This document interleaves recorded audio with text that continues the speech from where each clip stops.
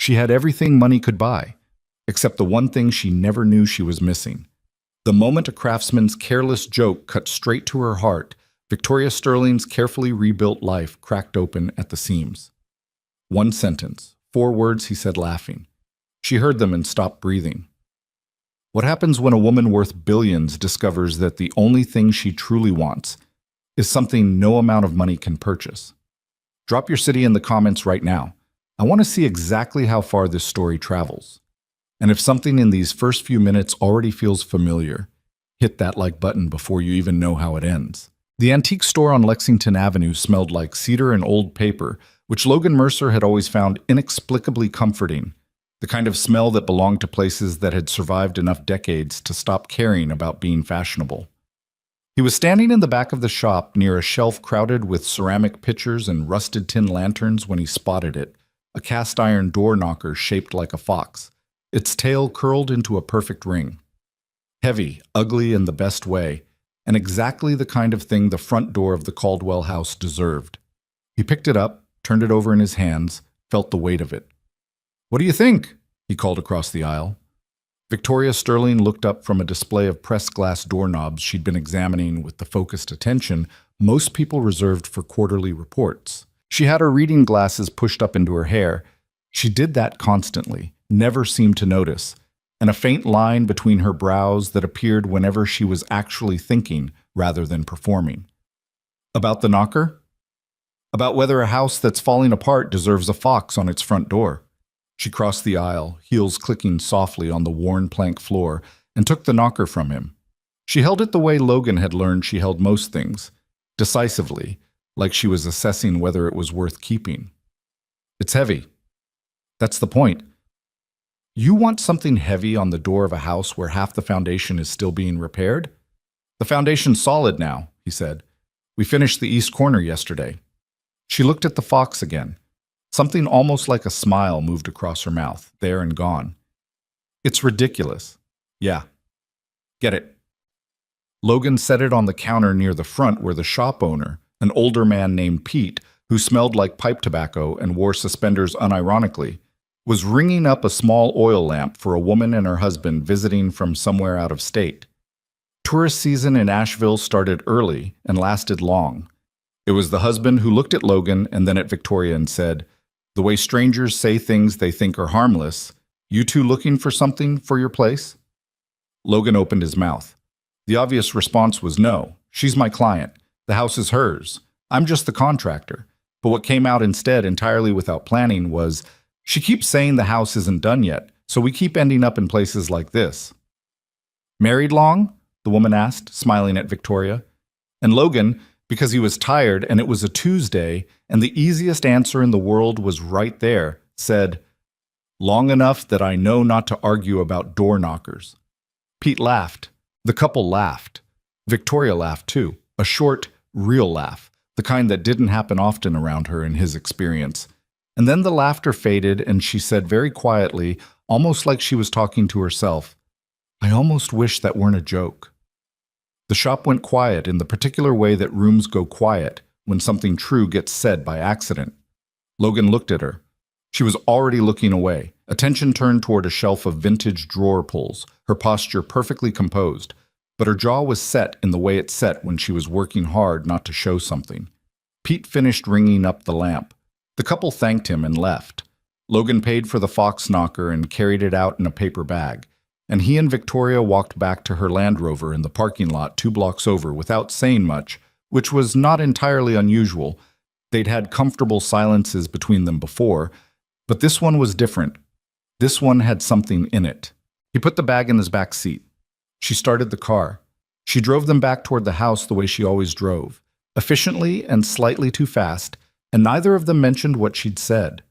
But Logan Mercer spent the whole 20-minute drive staring out the passenger window at the Blue Ridge foothills, thinking about those 8 words with the concentrated attention of a man who builds things for a living, and therefore understands down in his bones that you can tell a lot about a structure by the single moment it shifts. The Caldwell house sat at the end of a gravel drive off a 2-lane road 7 miles east of downtown Asheville, tucked into a hillside that the old-growth oaks had been slowly reclaiming since the 1940s. It was a 1920s craftsman, 4 bedrooms, wraparound porch, a root cellar that flooded in spring, and a kitchen that had last been updated sometime during the Eisenhower administration. Beautiful bones, brutal condition. Victoria had bought it 8 months ago at an estate auction, cash, no inspection, which Logan had considered either brave or catastrophically impractical before he'd met her, and understood that for Victoria Sterling, those two things were often the same. She'd hired him through a referral from a friend of a friend, which was always how Logan got his better clients. Word of mouth was the only advertising he'd ever trusted. His company was small by design. Himself, 2 skilled carpenters named Ray and Deontay, and a subcontractor network he'd spent a decade building. They didn't do luxury flips, they didn't do fast. They did old houses that deserved to be saved, and they did it right. When he'd first walked through the Caldwell house, this was 9 months ago, before Victoria had even closed on the purchase, he'd spent an hour in there alone, just listening. That was something his mother had taught him. Old houses talk, she used to say. You have to be quiet enough to hear them. This one had plenty to say. The plaster walls told him about decades of shifting humidity. The floor joists told him about the weight of everyone who'd lived here. The kitchen ceiling, stained amber from years of wood smoke, told him the family who'd last lived here had eaten a lot of meals together in that room. He'd found a child's height markings carved into the doorframe of the smallest bedroom, pencil notches going up to about 4'6", with dates beside them, the last one from 1962. He'd taken a photo of that doorframe and sent it to Victoria with no caption. She'd replied, "Save that, whatever it costs." That was the first time he'd thought she might be someone worth knowing. The renovation had been going for 6 months now. Logan was there most weekdays, sometimes Saturdays. Victoria came out every few days, sometimes more often than that, and her visits had shifted over the months from focused walkthroughs, checking progress, asking questions, making decisions, to something less structured. She'd show up with 2 coffees, hand him one without asking how he liked it, because she'd learned by then, and they'd walk the house together. He'd tell her what had been done, what was coming, where they'd hit unexpected problems. She'd ask questions. Good questions, usually. The first time she'd sat down on the porch steps and just stayed there for an hour while he worked nearby, not talking, just existing in the same space, he'd thought it was a little strange. The second time, he'd understood. The house was somewhere she could breathe.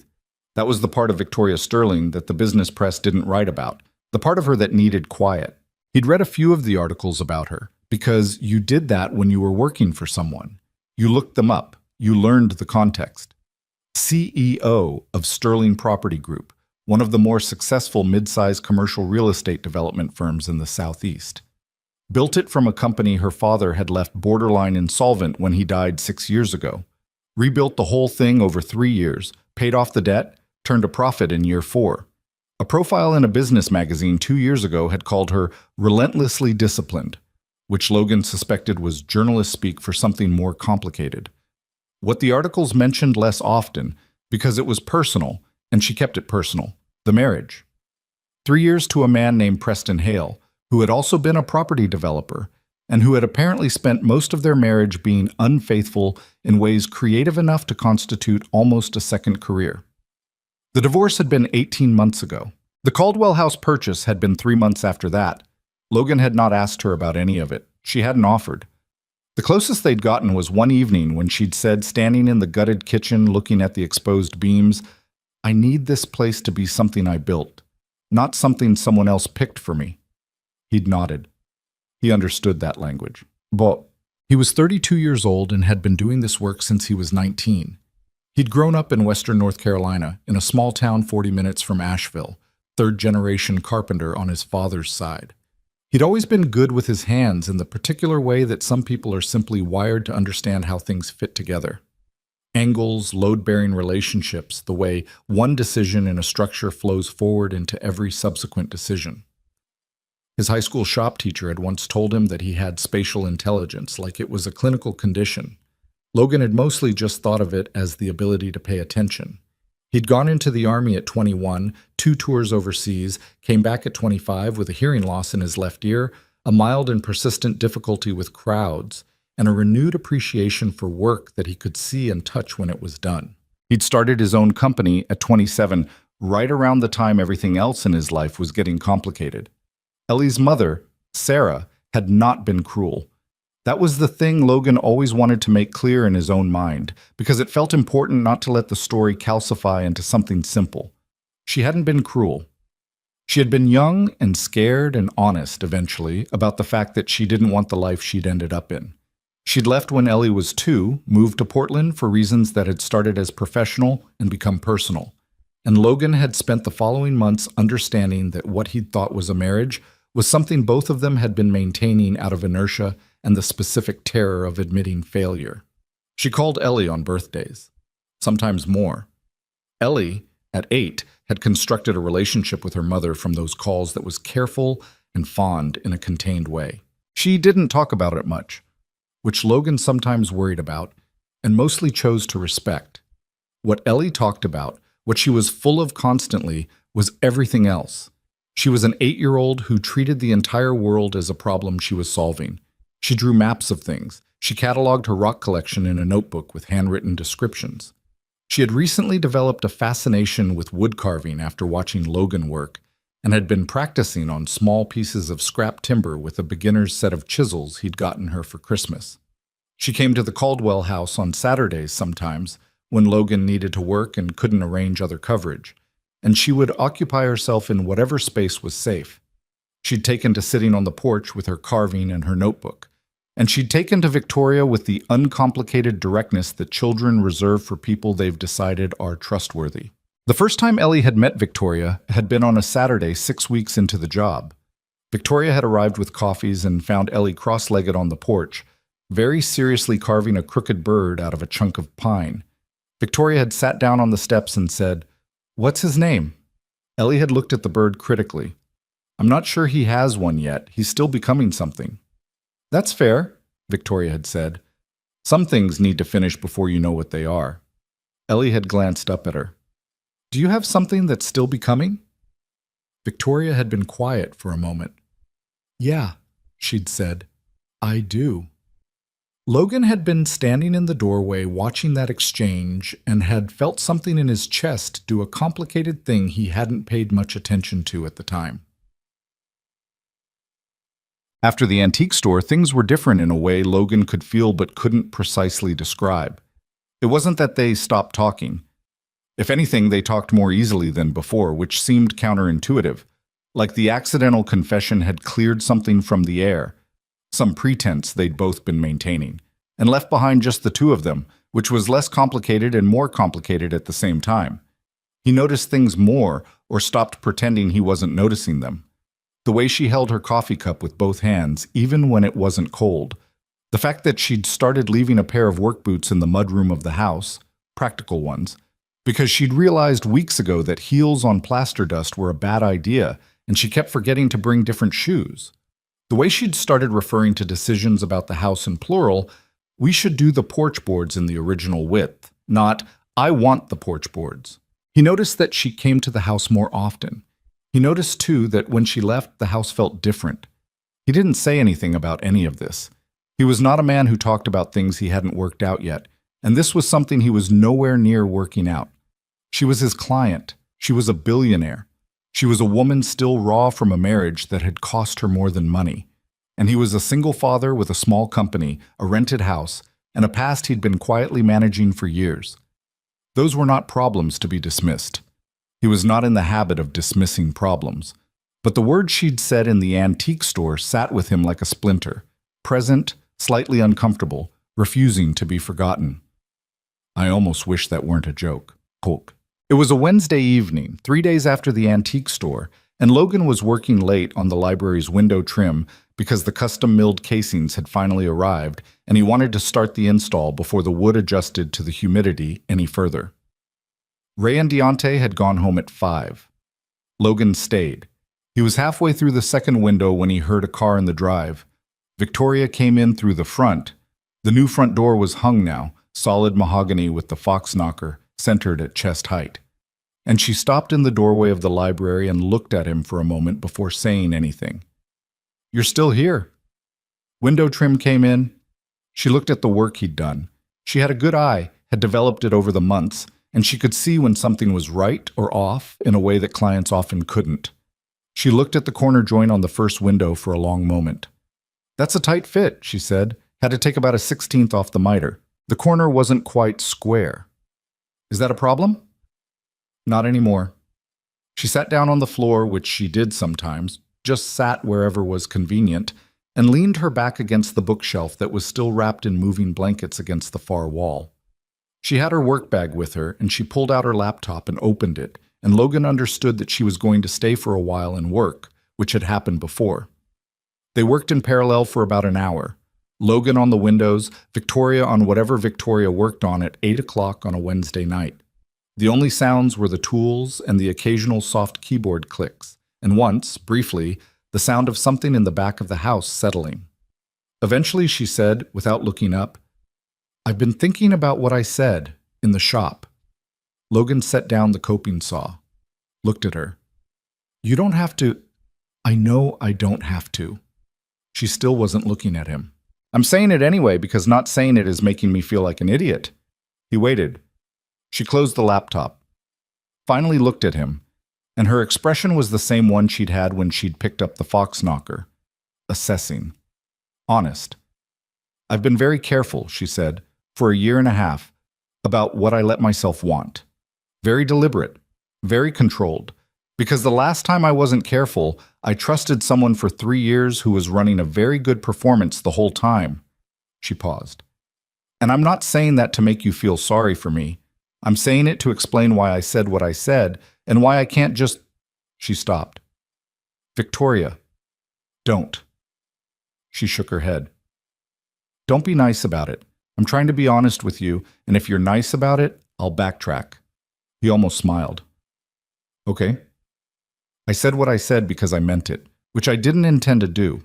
And now it's sitting between us, and I don't know what to do with it, and I figured it was better to say that out loud than to pretend I said it because of the ambiance of the antique store." Logan looked at her for a moment. Then he picked up his pencil and made a mark on the third window casing, measuring for the next cut, and said, "You know what the hardest thing about old houses is?" She was quiet. "You can see what they were supposed to be. You can see the original plan in the bones. But they've been through so much by the time they get to you that you can't just restore them to the original plan. The original plan doesn't exist anymore. You have to figure out what they're going to be now, accounting for everything that's happened to them."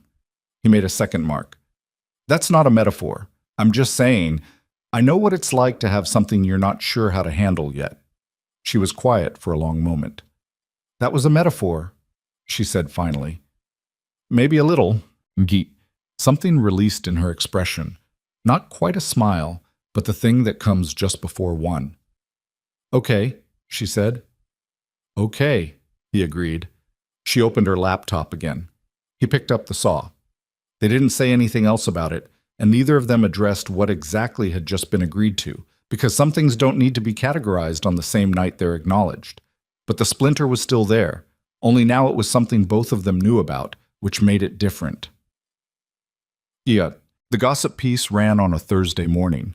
Logan found out about it when Ray came in holding his phone with an expression like he'd seen something he wasn't sure how to present, and said, "Hey, did you know you're in an article?" The site was called Asheville Social Scene, which was the kind of local celebrity gossip operation that ran blurry photos of restaurant openings and property records and called it journalism. The headline was, "Sterling's Mystery Renovator, Billionaire CEO's Frequent Companion Spotted." There were 2 photos. One was grainy, taken from across the street, of Logan and Victoria walking out of the antique store. The other was clearer, taken from the road with a long lens, of the 2 of them on the porch of the Caldwell house the previous Saturday, standing close, looking at something on Logan's phone. It had been a photo of a paint color. They'd been looking at a paint color. But in the photo, it looked like something else entirely. The article was about 400 words of speculation dressed up as observation, deploying phrases like close companions, an intimate setting, and raising questions about whether Victoria Sterling, who was described extensively and not inaccurately as a high-profile businesswoman still navigating life after a very public divorce, had moved on with her contractor. Logan read it in the cab of his truck, then put the phone down on the passenger seat. He thought about calling her. Then he thought she probably already knew. Victoria Sterling had people who monitored this kind of thing, or if she didn't, she should. And then he thought that calling felt presumptuous, and then he picked up the phone and called her anyway. She answered on the second ring. "I'm guessing you've seen it," he said. "I've seen it." Her voice was flat in the specific way it got when she was managing something. "Do you need me to?" "No. You don't need to do anything. This is my problem to handle. It's got my name in it. It has contractor in it. Your name is in the third paragraph." "Victoria." A pause. "My communications director is already drafting a response. It'll be brief and it'll make them look foolish. These things go away in 48 hours if you don't feed them. And if we get photographed together again?" Silence. "We're going to get photographed together again," he said. "I'm at your house 6 days a week." "I know that." "So." Another silence. This one had something different in it than the ones before. More complicated topography. "It bothers me," she said finally, "that my first instinct was to make you invisible in the response. To describe you as just the contractor and make it clear there's nothing personal. Because it's not." She stopped, started again. "It would have been the true thing to say 6 months ago. Now it feels like a lie." Logan didn't say anything. "But I also know what this kind of exposure costs," she said. "Not me. I can handle it. But you. Ellie, your business. People Google you, Logan. People who might hire you. And a gossip piece that links you to a billionaire's personal life. Stop. I'm serious." "So am I. Stop." He paused. "I'm a grown man. You don't need to protect me from a 400-word blog post. It's not just one post." "I know it's not. And I don't care." A very long pause. "Why not?" she asked. And Logan sat in his truck in the driveway of the Caldwell house and looked at the front door with the fox knocker on it. He'd installed it yesterday, thought it looked exactly right, and said, "Because some things matter more than whether people think they're a good idea." The silence after that was the longest one yet. "I have to go," she said. "I have a call." "Yeah." "Logan?" "Yeah." "Thank you." She said it like she meant about 15 different things by it. "For the door knocker, too. My communications director sent me a photo from the curb this morning. She said it looks distinguished." "Tell her thank you." "I will." She hung up. Logan sat in the truck for another minute, then got out and went to work. Betten. The porch was nearly done by the end of that week. They'd replaced the rotted boards with Douglas fir, milled to the original width. A detail Victoria had insisted on, and Logan had been glad to fight for, since it was right. The new boards were unfinished yet, still pale and resinous, waiting for the stain that would come last. But the structure was sound, and the surface was level, and you could stand at the railing now and look out at the tree line without worrying about anything beneath your feet. Ellie had claimed the porch as her workspace on Saturdays. She'd moved her carving operation there, setting up a small wooden stool Logan had made for her years ago, and she worked on her bird with a focused intensity that he recognized from his own reflection. The bird was becoming something, not fast, not smooth, but recognizably something. It had wings now that curled toward the body in a way that actually resembled a bird at rest.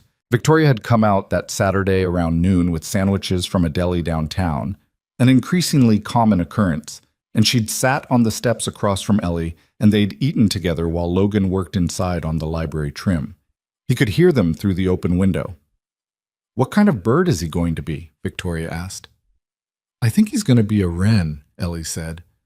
"But maybe he might be something else. My dad says you can't always decide at the beginning what something will be. He says sometimes you find out partway through." "Your dad's right about that." "Do you carve things?" "No, I build things, but different kinds of things. Buildings, projects." "That's like what my dad does." "A little bit. Your dad's better at it than I am." "He's really good," Ellie agreed, with the uncomplicated pride of a child who hasn't yet learned to hedge compliments. "He fixed our kitchen sink last year, and it actually stayed fixed. He says most fixes don't actually fix things, they just move the problem somewhere else. He says a real fix goes to where the thing is actually broken." A pause. "He sounds like he thinks a lot," Victoria said. "He thinks too much sometimes. He says that himself. He lies awake." A pause. Do you lie awake? A beat. Then Victoria said, Yeah, more than I'd like. What do you think about? Another pause. Things I'm trying to figure out how to build. What kind of things? Logan, standing very still at the window, heard Victoria say, The kind that don't come with blueprints. Ellie considered this. Dad says those are the hardest kind, but also the most important. Yeah, Victoria said. I think that's right. Logan moved away from the window and went back to the trim, and he thought about his daughter, 8 years old, still becoming like the bird she was carving, and he thought about blueprints and the absence of them and what it meant to start building something when you didn't know yet what it was going to be. He thought about the fox on the door. He thought about 8 words said in a cedar-smelling shop on a Tuesday afternoon. Outside on the porch, his daughter was carving something into shape, one cut at a time. Patient, getting it wrong sometimes and correcting, not knowing what it would be yet, but trusting the process enough to keep going. He understood that impulse completely. The gossip piece died in 48 hours, exactly as Victoria had predicted. Her communications director released a 3-sentence statement that managed to be simultaneously dismissive, factually airtight, and mildly condescending toward the publication in question. And by Friday, the story had been buried under a zoning dispute downtown and a local chef's appearance on a cable cooking competition. Logan saw his name mentioned in 2 follow-up comments on the original post, neither of them particularly interesting, and then it was over. Except it wasn't over because the thing the article had pointed at was still there, unchanged, accumulating weight the way water accumulates behind a dam, quietly, with no visible drama, and with significant implications for what comes next. Logan kept going to the house, Victoria kept coming, Ellie kept carving on the porch, and somewhere in the ordinary rhythm of that, the coffees, the Saturday lunches, the evenings when Victoria stayed later than she'd probably planned, something was being built that none of them had formally agreed to build. He noticed it most in the small things. Victoria had started keeping a second mug at the house, her own, a wide ceramic one she'd brought from her apartment downtown. It sat on the windowsill of the kitchen beside Logan's travel thermos, like the two of them had been sharing that particular stretch of counter for years. He noticed it one morning and didn't say anything about it, and she didn't say anything about it, and the mug stayed. Ray noticed too. Ray noticed everything, quietly, and filed it away without comment, which was one of the things Logan valued about him. Deontay was less subtle. He'd made one remark, early on, along the lines of, she comes around a lot for someone who's not the hands-on type, and Logan had given him a look, and Deontay had nodded and moved on. They were good men. They knew the difference between what was their business and what wasn't. The renovation work in those weeks settled into a rhythm that Logan found genuinely satisfying.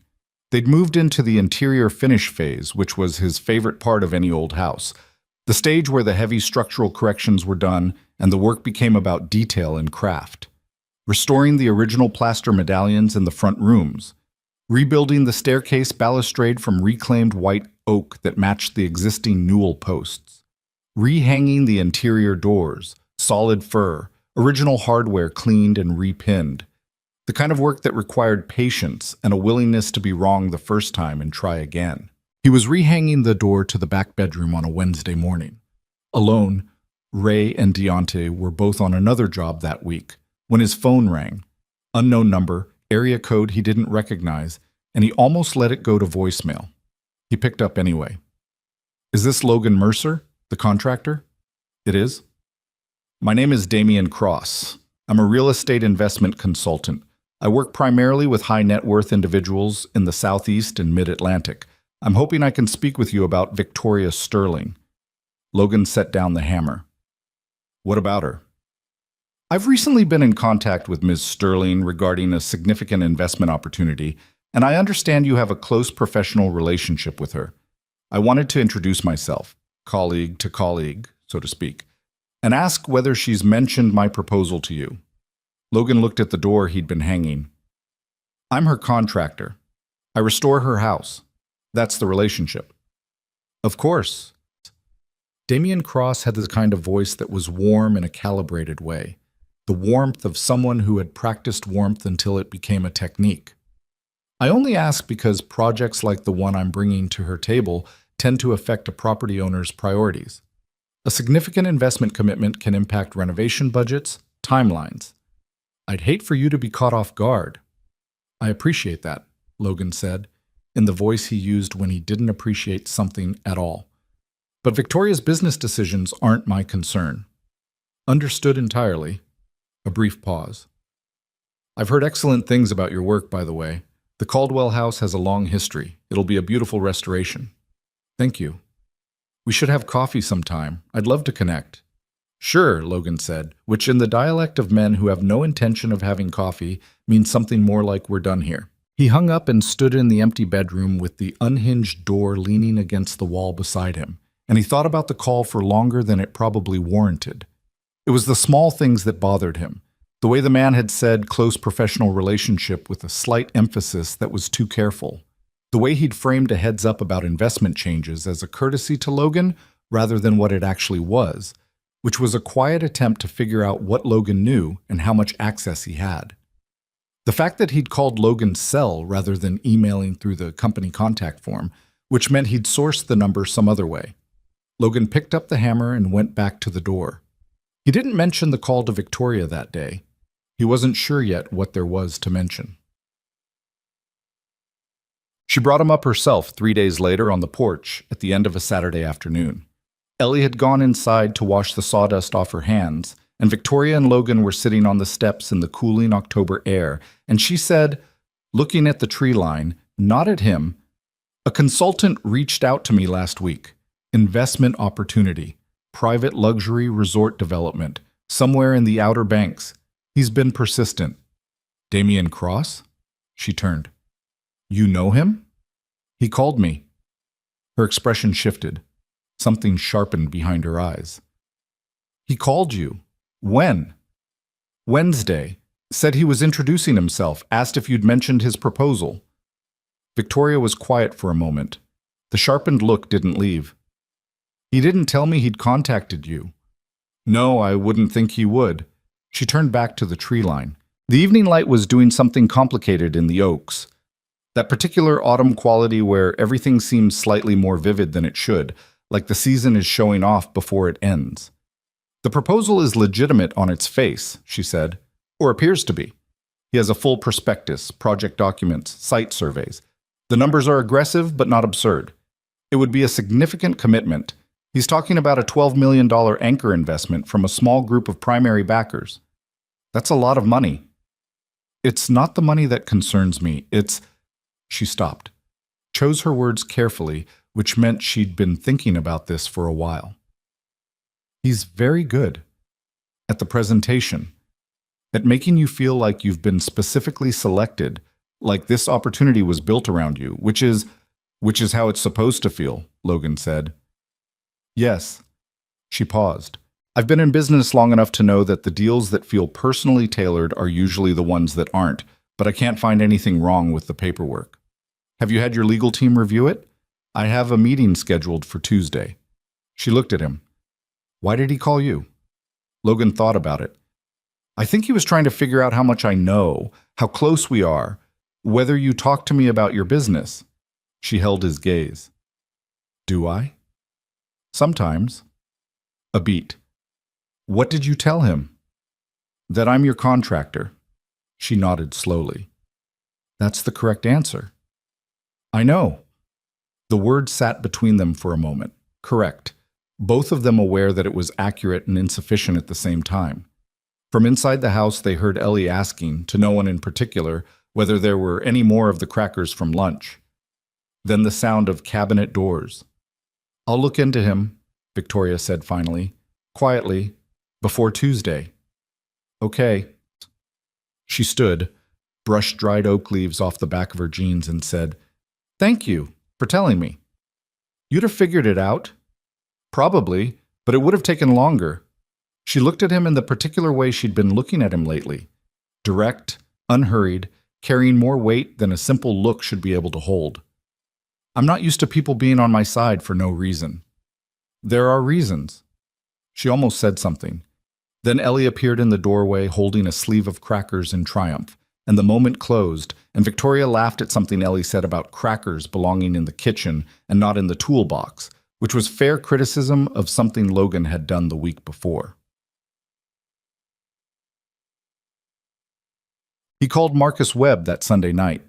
Marcus had been Logan's bunkmate for 14 months during his second tour, a man who had gone into federal law enforcement after discharge and was currently, as far as Logan understood it, doing something for the FBI's Financial Crimes Division that he wasn't especially forthcoming about at dinner parties. They still talked every few weeks. Marcus was one of maybe 4 people in Logan's life who qualified as genuinely close. "I need a favor," Logan said, "and I need it quiet." "Quiet how?" "Just private. Not official." A person lookup. A pause. "Logan." His name's Damian Cross, investment consultant. Operates in the Southeast, says he works with high net worth individuals. He approached someone I know about a $12 million luxury resort investment and then called me separately to pump me for information about her. Marcus was quiet for a moment. "She a client?" "Yes." "Just a client?" Marcus, just checking the parameters. "She's someone I care about," Logan said, which was the first time he'd said it in exactly those words to anyone, including himself. "And something about this guy is wrong. I can't put my finger on it, but it's wrong." "Okay," Marcus said in a different tone, the professional tone. "Send me everything you have on him. Name, any contact info he gave you, the name of any firm he's associated with. I'll see what I can find from public records. If there's anything in the system I can't share, I'll at least tell you to keep digging. That's all I'm asking." "Logan," a pause. "If this is what I think it might be, and this kind of approach, the targeting, the investment pitch, it's not usually a one-time operation. These people have patterns. I know. Be careful. Always." "No, you're not, but okay." Marcus hung up. The week that followed was ordinary on the surface. Logan and his crew worked through the library windows and started on the back bedroom floors, which needed significant refinishing. The original fur was sound, but had been covered with linoleum sometime in the 70s, and removing the linoleum without damaging the boards beneath required a patience that tested even Ray's considerable reserves of it. Deontay spent most of Wednesday talking to the linoleum in terms that were not suitable for company. The boards underneath were worth it. Dark honey fur, old growth, tight grain. Beautiful. Victoria came Tuesday for her legal team meeting, which Logan knew about but wasn't present for. She texted him afterward. Nothing obviously wrong. They want more time with the site survey documents. Cross is pushing for a meeting at the end of the month. He wrote back, "Don't agree to anything until you're ready." A pause. Then, "I know how to run a negotiation, Logan." He smiled at his phone. "I know. I'm saying it anyway." Another pause. "Fine. Are you coming Saturday?" "Always." He didn't analyze the exchange. He put the phone in his pocket and went back to the floors. Ellie, that Thursday, had a parent-teacher conference that Logan sat through in a plastic chair sized for someone 30 years younger, while Ellie's teacher, Ms. Parrish, told him that Ellie was doing well academically and exceptionally well in art and spatial reasoning, but that she occasionally seemed distracted in ways that suggested she was thinking about something more interesting than whatever was happening in class. "That's hereditary," Logan said. Ms. Parrish smiled. "She talks about a house a lot. A project her father is working on." "We're restoring a house, yeah." She drew a very detailed floor plan of it for a class project last week, from memory. Ms. Parrish turned her laptop around to show him. The floor plan was crooked in the way that children's drawings are crooked and thoroughly labeled: library, porch, where I work, kitchen with old smell. And in the upper right corner, Ellie had drawn 2 small figures standing at the front door. One was clearly Logan, identified by the tool belt. The other was a woman with her hair up. She'd labeled the second figure, too. Logan looked at that for a moment. "She seems very fond of whoever that is," Ms. Parrish said neutrally. "Yeah," Logan said. "She is." He thought about showing Victoria the photo. He took a picture of the laptop screen with his phone, told himself he'd decide later, and drove home to make dinner for his daughter, who was already thinking in floor plans at the age of 8, and had apparently decided, without consulting him, that the woman he was trying not to think about was permanent enough to put in a drawing. Kids. They saw things before you admitted you were looking.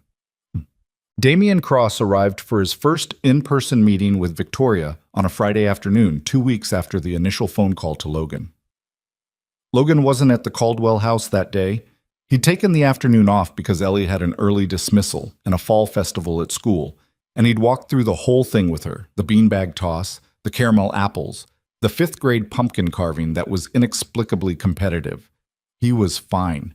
He'd made peace with being the dad who knew all the teachers' names and showed up to the festival with a camera. He heard about the meeting from Victoria that evening, a text at 8:15. He was here.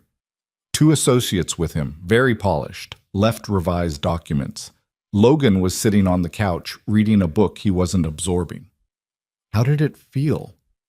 A long pause. Like being sold something. That's your instinct talking. I know. But the paperwork still looks clean. My team is reviewing the revision. He typed, "Did he mention me?" And then deleted it and typed instead, "Trust the feeling. Numbers can be constructed." She replied after a moment, "Says the man who measures twice." "Exactly." Logan, "Yeah. Are you free for coffee tomorrow morning? Not at the house, somewhere downtown. I need to think out loud, and I think better when I'm not in my own apartment." He looked at that for a moment. Then, 7:30? "There's a place on College Street. I'll find it." He set the phone down. Ellie called from her bedroom that she'd finished her homework. Could she carve for 30 minutes before bed? He said yes. He heard the small sounds of her settling into it, the scrape of the chisel, careful and deliberate. And he sat on the couch in his rented house on a Friday night in October thinking about Damian Cross's polished associates and revised documents, and a woman who trusted her instincts but needed someone to think out loud with. He thought about the way she'd said, "I almost wish that weren't a joke." He thought about Ms. Parrish's laptop screen and the small figure labeled V standing in the doorway of a house that wasn't finished yet. He thought about patterns, the kind Marcus had mentioned, the kind that looked like opportunity from the front and looked entirely different from the back. He didn't sleep especially well that night, which wasn't unusual. He lay in the dark listening to the house settle and thought about structures, the kind he built, the kind he couldn't, the way the most important ones were always the ones you couldn't see yet from where you were standing. The coffee place on College Street was called Grounds, and it was exactly the kind of spot Logan preferred. Small, not decorative about it, the espresso machine old enough to have opinions. He got there 7 minutes early and got a table in the back where it was quieter, ordered 2 coffees without asking because he knew by now, and Victoria came in at 7:32 in jeans and a dark jacket with her hair down, which he'd seen rarely enough that it still registered. She sat down, picked up the coffee, looked at it. "You already ordered." "I know how you take it." She looked at him over the rim. "That's either convenient or alarming." "Probably both." She almost smiled. Then the almost smile faded and she wrapped both hands around the cup and said, "He asked me at the end of the meeting yesterday whether I had a financial advisor I trusted, someone I ran major decisions by." "What did you say?" "I said I had a legal team and a CFO." "What did he say?" "He said that was different from someone who knew me personally. Someone who had my interests rather than their fee at heart." She paused.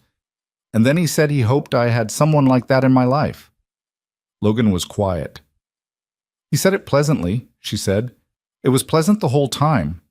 He's very pleasant." She said the word like it was a diagnosis. But what he was doing was asking me if there was anyone who might push back, anyone whose opinion I'd weight over the documents. He was checking for obstacles.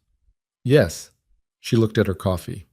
"Which means he's aware the deal might not survive scrutiny from someone who isn't looking at his paperwork." Logan leaned forward slightly. "Victoria, I called someone, an old friend who works in federal financial crimes. I asked him to look into Cross quietly."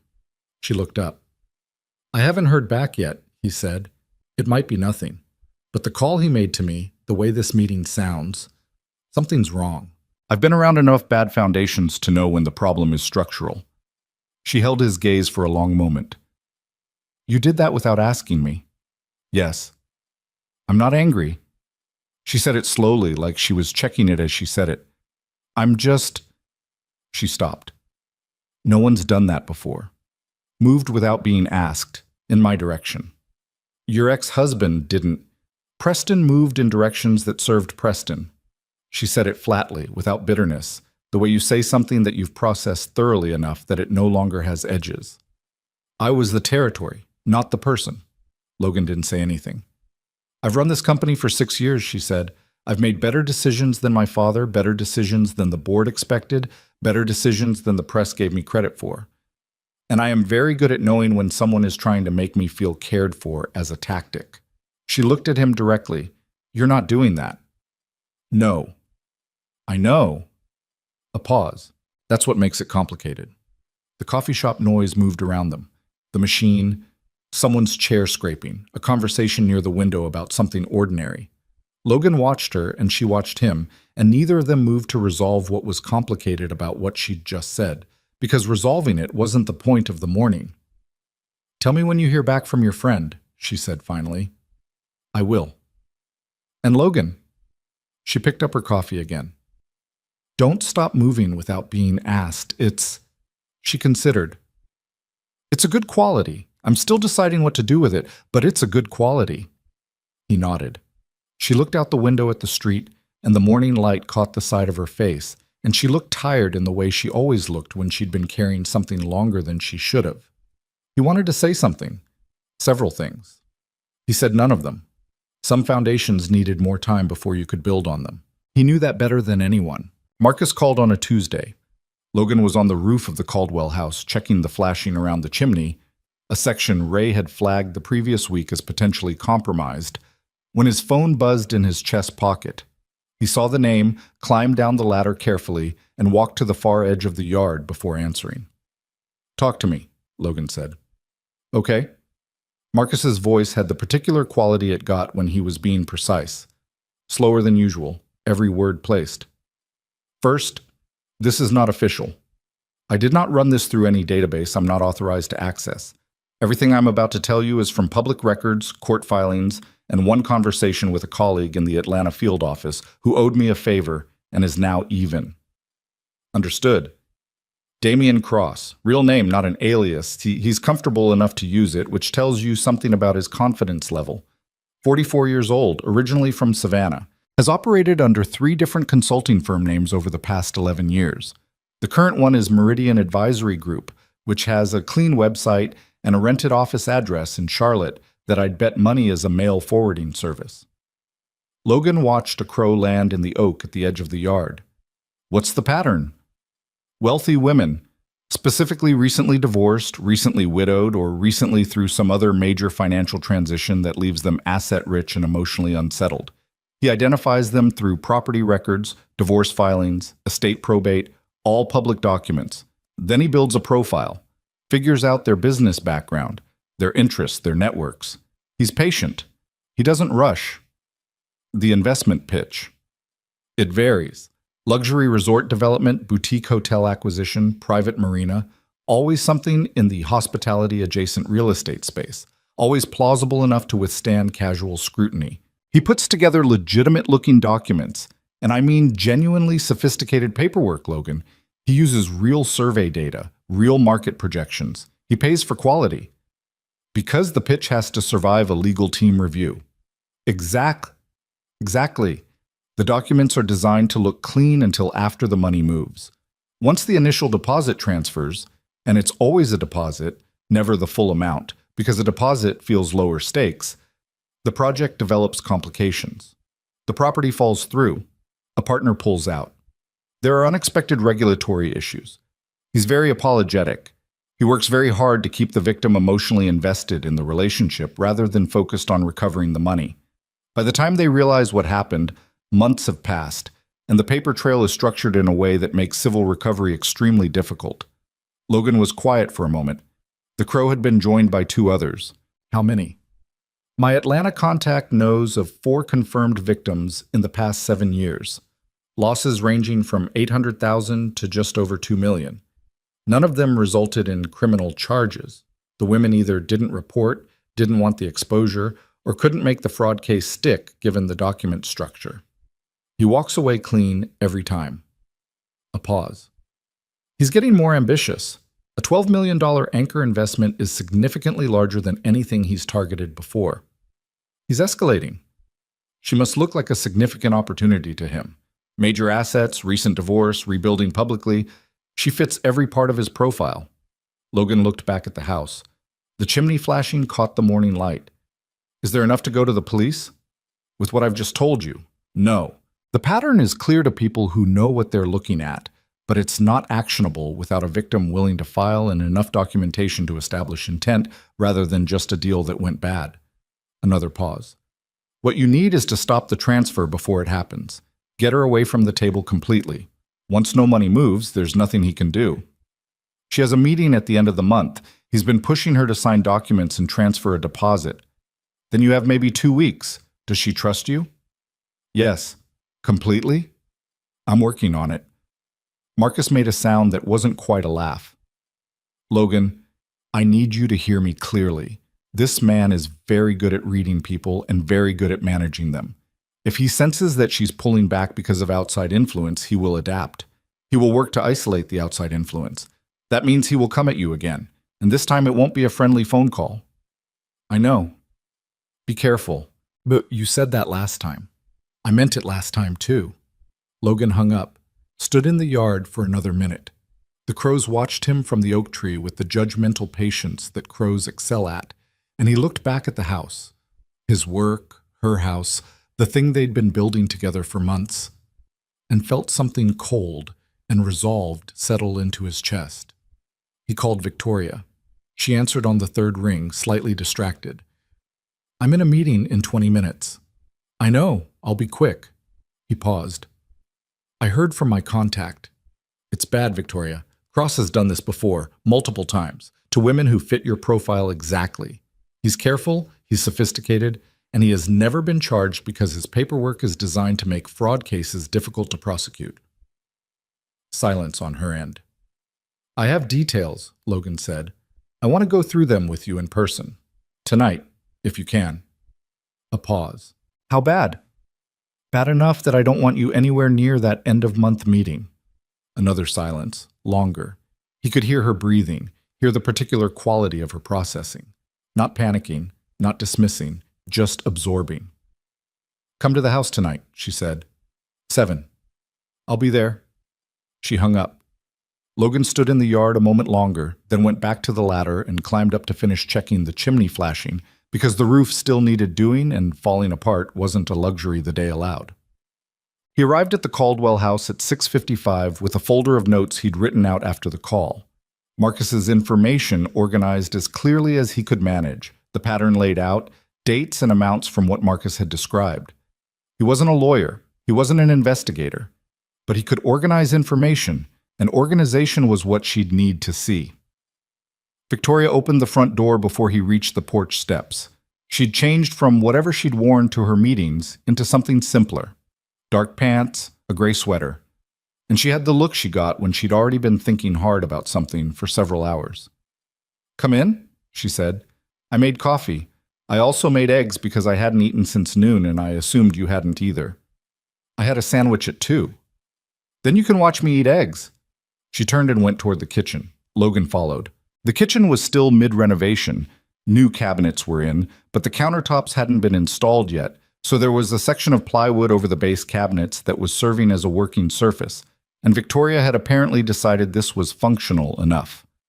There was a pan on the camp stove they kept in the room for exactly this kind of situation, and the smell of butter and onion was doing something generous for the air in the half-finished kitchen. He sat on a 5-gallon bucket, the closest thing to a chair in the room, and opened the folder. He went through everything Marcus had told him, methodically, without editorializing too much, because she didn't need his commentary. She needed the information. She ate and listened. She asked 2 questions, one about the document structure and one about the timeline of the previous victims, both of which were precise questions that cut to exactly the right places. When he finished, she was quiet for a while. 4 women, she said. At minimum. Those are the ones Marcus's contact knows of. And none of them reported. No. She set down her fork, looked at the plywood countertop. I almost understand that. The exposure. The embarrassment of being the businesswoman who got taken, the way it would get written about.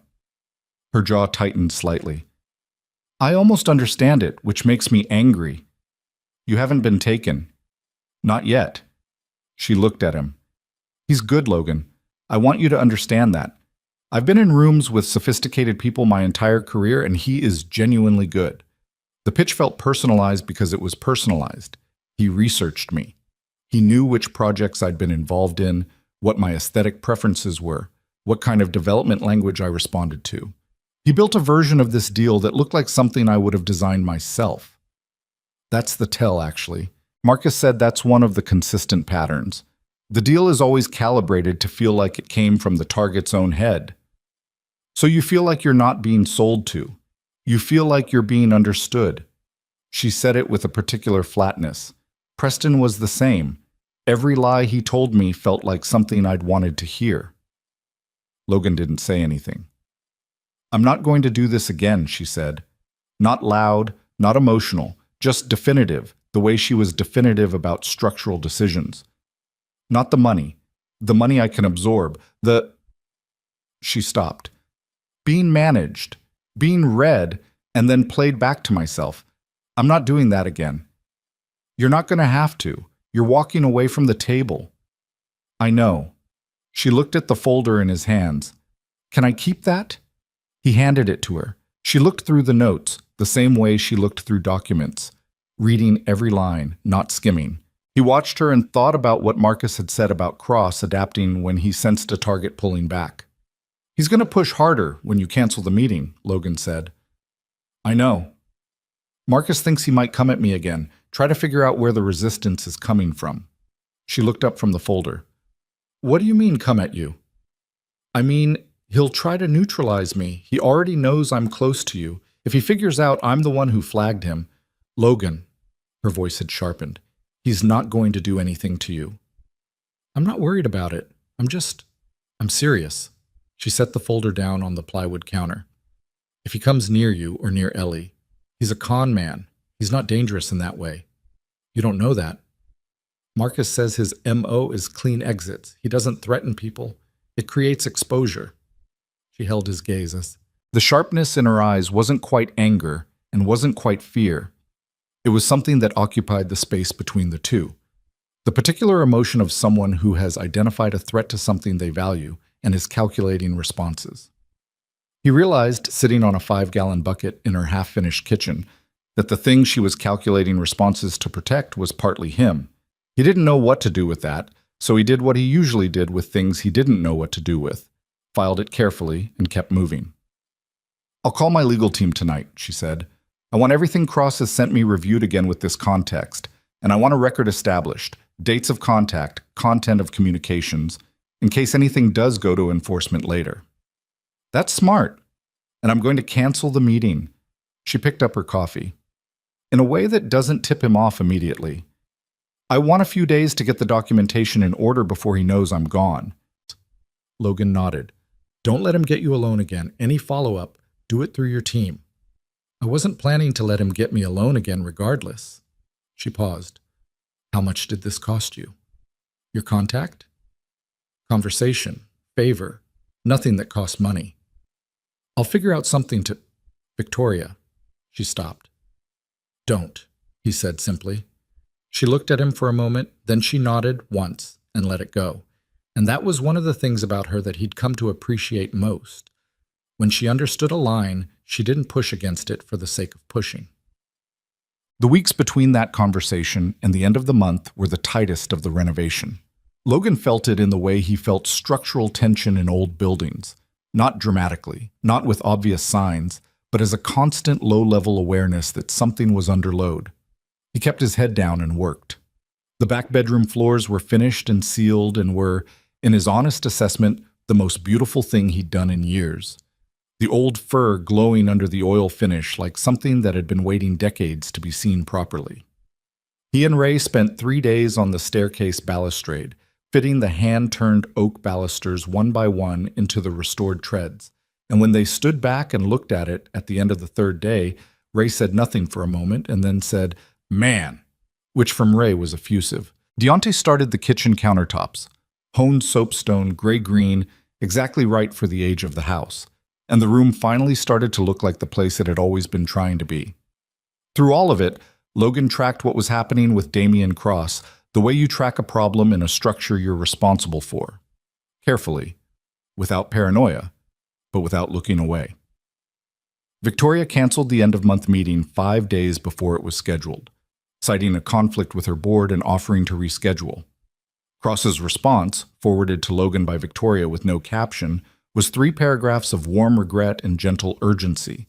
He mentioned other interested investors, discussed how these windows had a way of closing, and it was smooth enough that Logan read it twice to make sure he was reading what he thought he was reading. He was. "He's applying pressure," Logan texted her.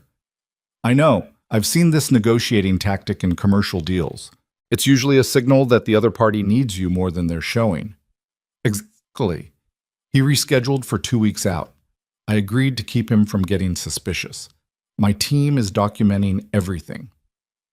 2 days later, Cross emailed again, this time with a revised deck, updated financials, and a paragraph at the end that mentioned he'd had a wonderful conversation with someone in the Asheville development community who spoke very highly of Victoria, and who had mentioned that she was deep in a renovation project with a local craftsman that seemed to be taking up a great deal of her time and focus.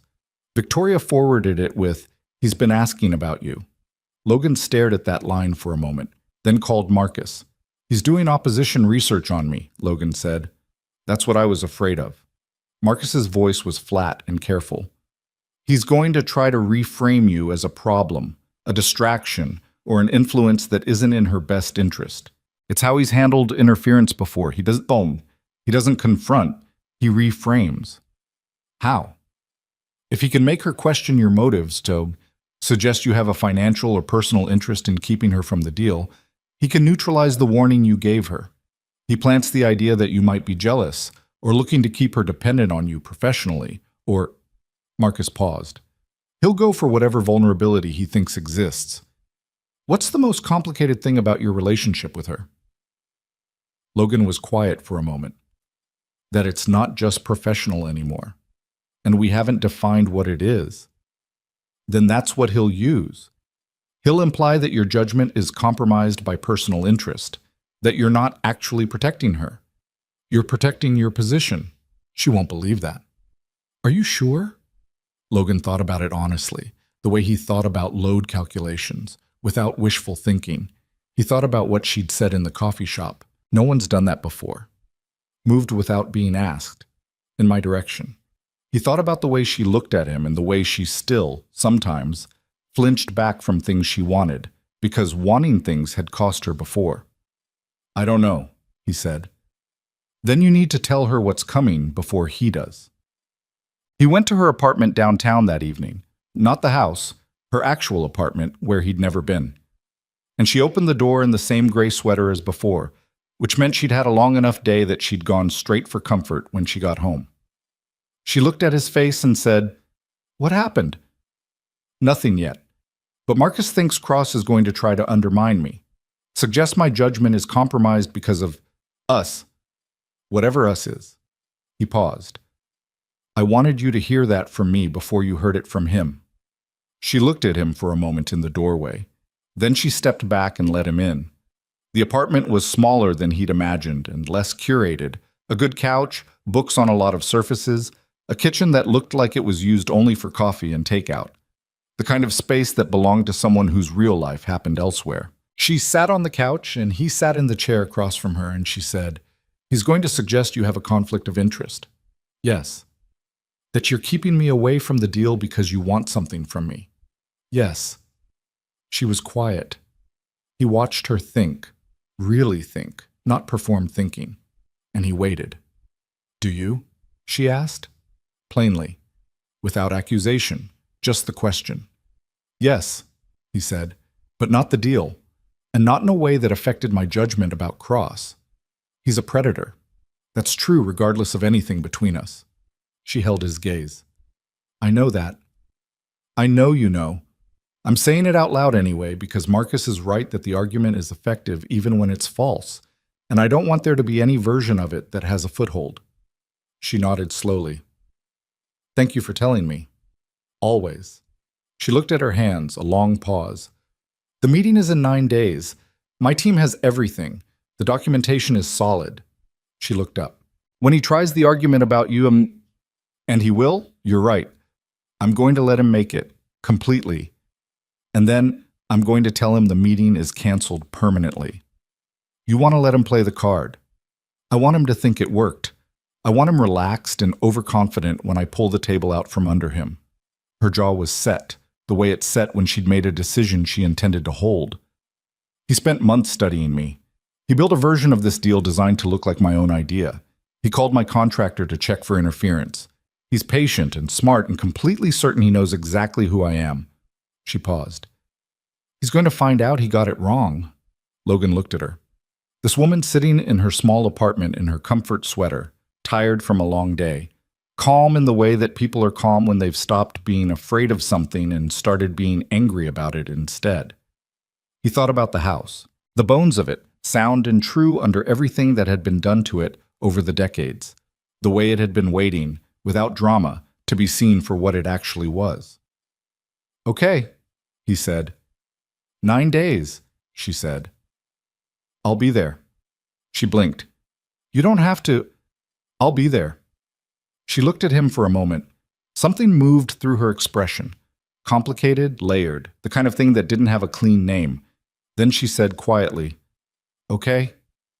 Outside her apartment window, the city made its ordinary nighttime sounds. Inside, the two of them sat in the particular silence of people who have passed the point of pretending and not yet arrived at whatever comes next. And the 9 days between now and the end of Damien Cross's scheme felt both very long and not long enough. Logan drove home at 9:30, picked up the folder of notes he'd left on his kitchen table, and sat at the table going through it again. Not because there was anything new in it, but because he was the kind of man who needed to understand the shape of what he was walking into. He built things. He knew how load worked.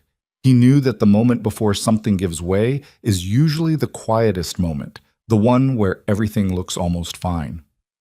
Almost. He went to bed at 11 and lay in the dark and thought about 9 days, and an 8-year-old girl's drawing with a small figure labeled V in the doorway, and the way a woman looked when she stopped running from something and turned around to face it.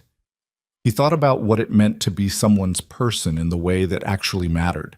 Not the easy version, not when it was pleasant and uncomplicated, but the version where you showed up 9 days before something hard and said, I'll be there, and meant it without reservation. He meant it without reservation. That, more than anything he'd said out loud, was the thing he was most certain of. The 9 days passed. The way difficult waiting always passes. Not slowly, exactly, but with a heightened texture to everything, each ordinary moment carrying a little more weight than it should. Logan worked. That was what he did when things were unresolved and outside his control. He worked, kept his hands busy, kept his attention on what was in front of him. The kitchen countertops went in on day 3, and watching Deontay set the final piece of soapstone into place was the kind of satisfaction that no amount of psychological complexity could diminish. The house was becoming what it had always wanted to be, one irreversible decision at a time. Victoria texted him on day 5. He made the argument. About you. Logan had been expecting it. He was standing in the library running his hand along the finished window trim when the message came through, checking for anything that would need touch-up before the paint crew arrived. How? He typed back. An email. Very careful, very warm.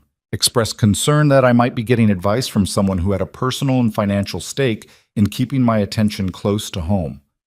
Suggested that contractors sometimes develop an attachment to long-term clients that clouds professional boundaries. Said he had my best interests at heart and wanted to make sure I was making this decision freely. Logan read it twice. Then, textbook. I know. I nearly laughed. Nearly. A pause, then, I replied that I appreciated his concern and looked forward to our meeting. He responded within 4 minutes. He was relieved.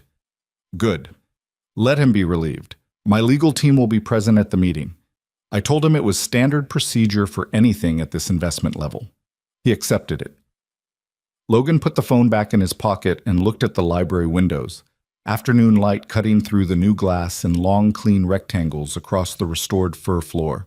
He thought about Damien Cross sitting somewhere, relieved, certain he'd neutralized the obstacle, certain the path to $12 million was clear.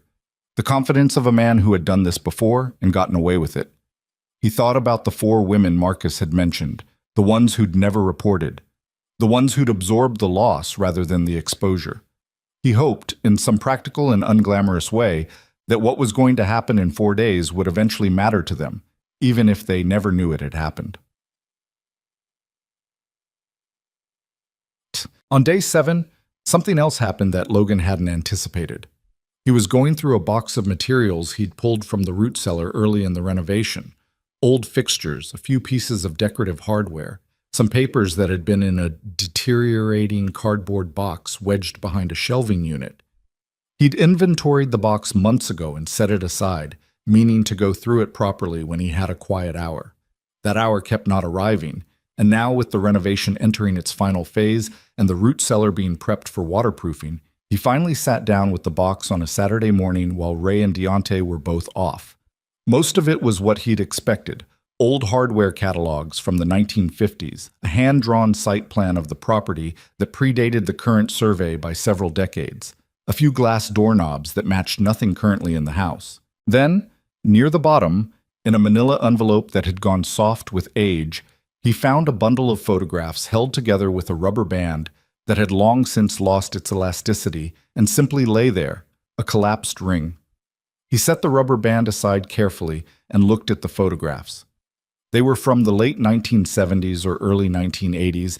The color had gone warm and faded in that way that photographs from that era do, everything looking slightly like late afternoon, even when it wasn't. Most of them were of the house itself, exterior shots, a few of the interior rooms, the kind of documentation someone might make when they'd bought a property and wanted to record its condition. But 3 of them were different. 3 were candid. 2 women, both young, late 20s, maybe early 30s, standing in different parts of the property. One was taken on the porch, the 2 women side by side, both laughing at something outside the frame. Another was in what was now the library, the 2 of them bent over a table covered in papers that might have been drawings or plans. The third was out front, near the road, and they were facing each other with the body language of people in the middle of a serious conversation. Logan looked at the photos for a long time. Then he turned them over. On the back of the porch photo, in faded pencil, someone had written, Rose and Clara. First visit, October 1981. He sat very still. His mother's name had been Rose. Rose Mercer, née Holloway. She'd grown up in western North Carolina, moved briefly to Asheville in her late 20s before circumstances had pulled her home, back to the small town where she'd eventually married his father and where Logan had grown up. She'd died when Logan was 23, cancer, and the particular shape of that loss was still something he carried quietly in the way you carry things that don't have resolution. He didn't know anyone named Clara. He turned the library photo over. The Caldwell Plan, R&C, spring 1982. He turned the third one over. Nothing on the back. He sat in the kitchen of the Caldwell house with 3 faded photographs and the particular feeling of a man who has pulled back a wall expecting insulation and found something structural that changes the geometry of everything. He didn't call Victoria immediately. He sat with it first because that was how he processed things. He needed to hold information before he shared it, understand its shape, figure out what it actually meant before he said it out loud and made it real in someone else's understanding. What he could piece together from the photographs and the notation on the back of the library photo. 2 women, his mother among them, had been involved in something related to this house in the early 1980s. A plan of some kind. The Caldwell Plan. The house had been owned throughout that period by the Caldwell family, according to the property history he'd researched when he first took the job. It had stayed in the family until the estate auction 4 years ago. So whatever Rose and Clara had been doing here, it had been in relation to the Caldwell family's property. The name Clara nagged at him. He called his Aunt Bev that afternoon, so it's his mother's younger sister, the family archivist by temperament and necessity, the person who kept photographs and letters and could tell you with impressive accuracy the name of anyone who had passed through the family's orbit in the past 5 decades. Rose had a business partner, Bev said, without much hesitation, when Logan described what he'd found. Before she came back home, when she was living in Asheville. Clara somebody. They had some kind of plan together. Hospitality, I think. Bed and breakfast, or something bigger. I was young and didn't pay much attention. And then something happened. Rose never talked about it much. Claire's family had money troubles, or there was a falling out. I don't know the whole story. Rose came back home and never mentioned the Asheville plan again. It was one of those things that was sad, but you didn't ask about. A pause. Why? I found photographs, Logan said, at the property I'm working on. They were here, Rose and Clara, in this house. Silence. Bev, what was Clara's last name? Oh, Lord, it was... A pause. Something formal sounding. Sterling? No, wait. Another pause. Yes, Sterling. Clara Sterling. The word landed on Logan like a falling beam. He sat with the phone pressed to his ear, looking at the 3 photographs laid out on the plywood counter, and the specific quiet of the kitchen around him was the loudest quiet he'd experienced in years. Clara Sterling. Victoria Sterling's mother. He drove to the house on a Sunday, not the Caldwell house, but his own rented house, and then from there he drove to the address Victoria had given him for her apartment, because this was not a text message and it was not a phone call. He went there, and he knocked on her door, and she opened it in jeans and bare feet with a book in her hand, and took one look at his face and said, "Sit down. I need to tell you something." "I can see that. Sit down first." He sat. She closed the book and sat across from him in the same chair she'd been in the last time he was here, and she looked at him with the steady, patient attention she gave to things that mattered. He told her. From the beginning, the box in the root cellar, the photographs, the notation on the back, the call to his aunt. He laid the 3 photographs on the coffee table between them, the way he'd laid the folder of Marcus's information between them in the Caldwell house kitchen, and he watched her face as she looked at them. She picked up the porch photo first, held it close. Her face did something complicated and quiet that he gave her space to have. "That's her," she said. It wasn't a question. "The one on the left?" "Yes." She looked at it for a long time. Her mother had died 4 years ago. Logan had learned that peripherally, in the way you learn things about people you work closely with. Heart attack, unexpected, 63 years old. Victoria didn't talk about it much. She never told me about this. Any of this. She picked up the library photo, read the notation on the back. The Caldwell Plan, R&C, spring 1982. She would have been 27. My mother would have been 29. Victoria looked up at him. The expression on her face was one he hadn't seen before. Not the CEO face, not the carefully managed personal face, but something younger and less defended. They were friends. Close ones, it sounds like. My aunt said they had a business plan together, something in hospitality. She said there was a falling out or family trouble on your mother's side. She didn't know the specifics. Victoria was quiet for a moment. My grandfather. She set the photo down gently. My mother's father. He had very specific ideas about what Sterling money was for. He was resistant to my mother doing anything independent. She worked in the family business from the time she was old enough to work, the way my father eventually did too, and I don't think she had much space to... She stopped. She never talked about Asheville. She talked about Savannah, about Charleston, about places she'd traveled. She never mentioned Asheville at all. Maybe it was painful. Maybe she didn't want to explain what she'd given up. She picked up the 3rd photograph. The 2 women facing each other, caught in the middle of something real. They were planning something here, at this house. It looks that way. And then they both walked away from it. From each other too, apparently. My aunt didn't know what happened to the friendship afterward. Victoria set the photograph down. She looked at the 3 of them arranged on the table, Rose Mercer and Clara Sterling, young and unguarded, in the house that had been sitting empty for 40 years since they'd stood in it together making plans that never became anything. "That's why it felt like mine," Victoria said quietly. "When I bought it at the auction, I couldn't explain why I wanted that specific house. I'd looked at 7 other properties that month. Nothing felt right. And then the Caldwell estate came up and I sat in the auction and I just knew. I told myself it was the bones of the place, the potential. But there are houses with good bones all over this county. She paused. I wonder if she ever came back to look at it after everything fell apart. We'll probably never know. No.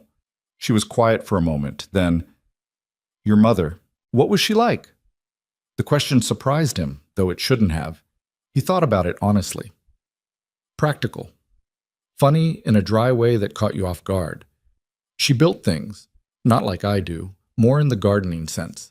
She was always trying to make something grow where it hadn't before. He paused. She was stubborn about the things she believed in, and she had a hard time asking for help, which I've been told is hereditary. Victoria's mouth curved slightly. Your aunt told you that? Among others. She sounds like someone worth knowing. She was. He looked at the photographs. I think they both were. The room was quiet for a while.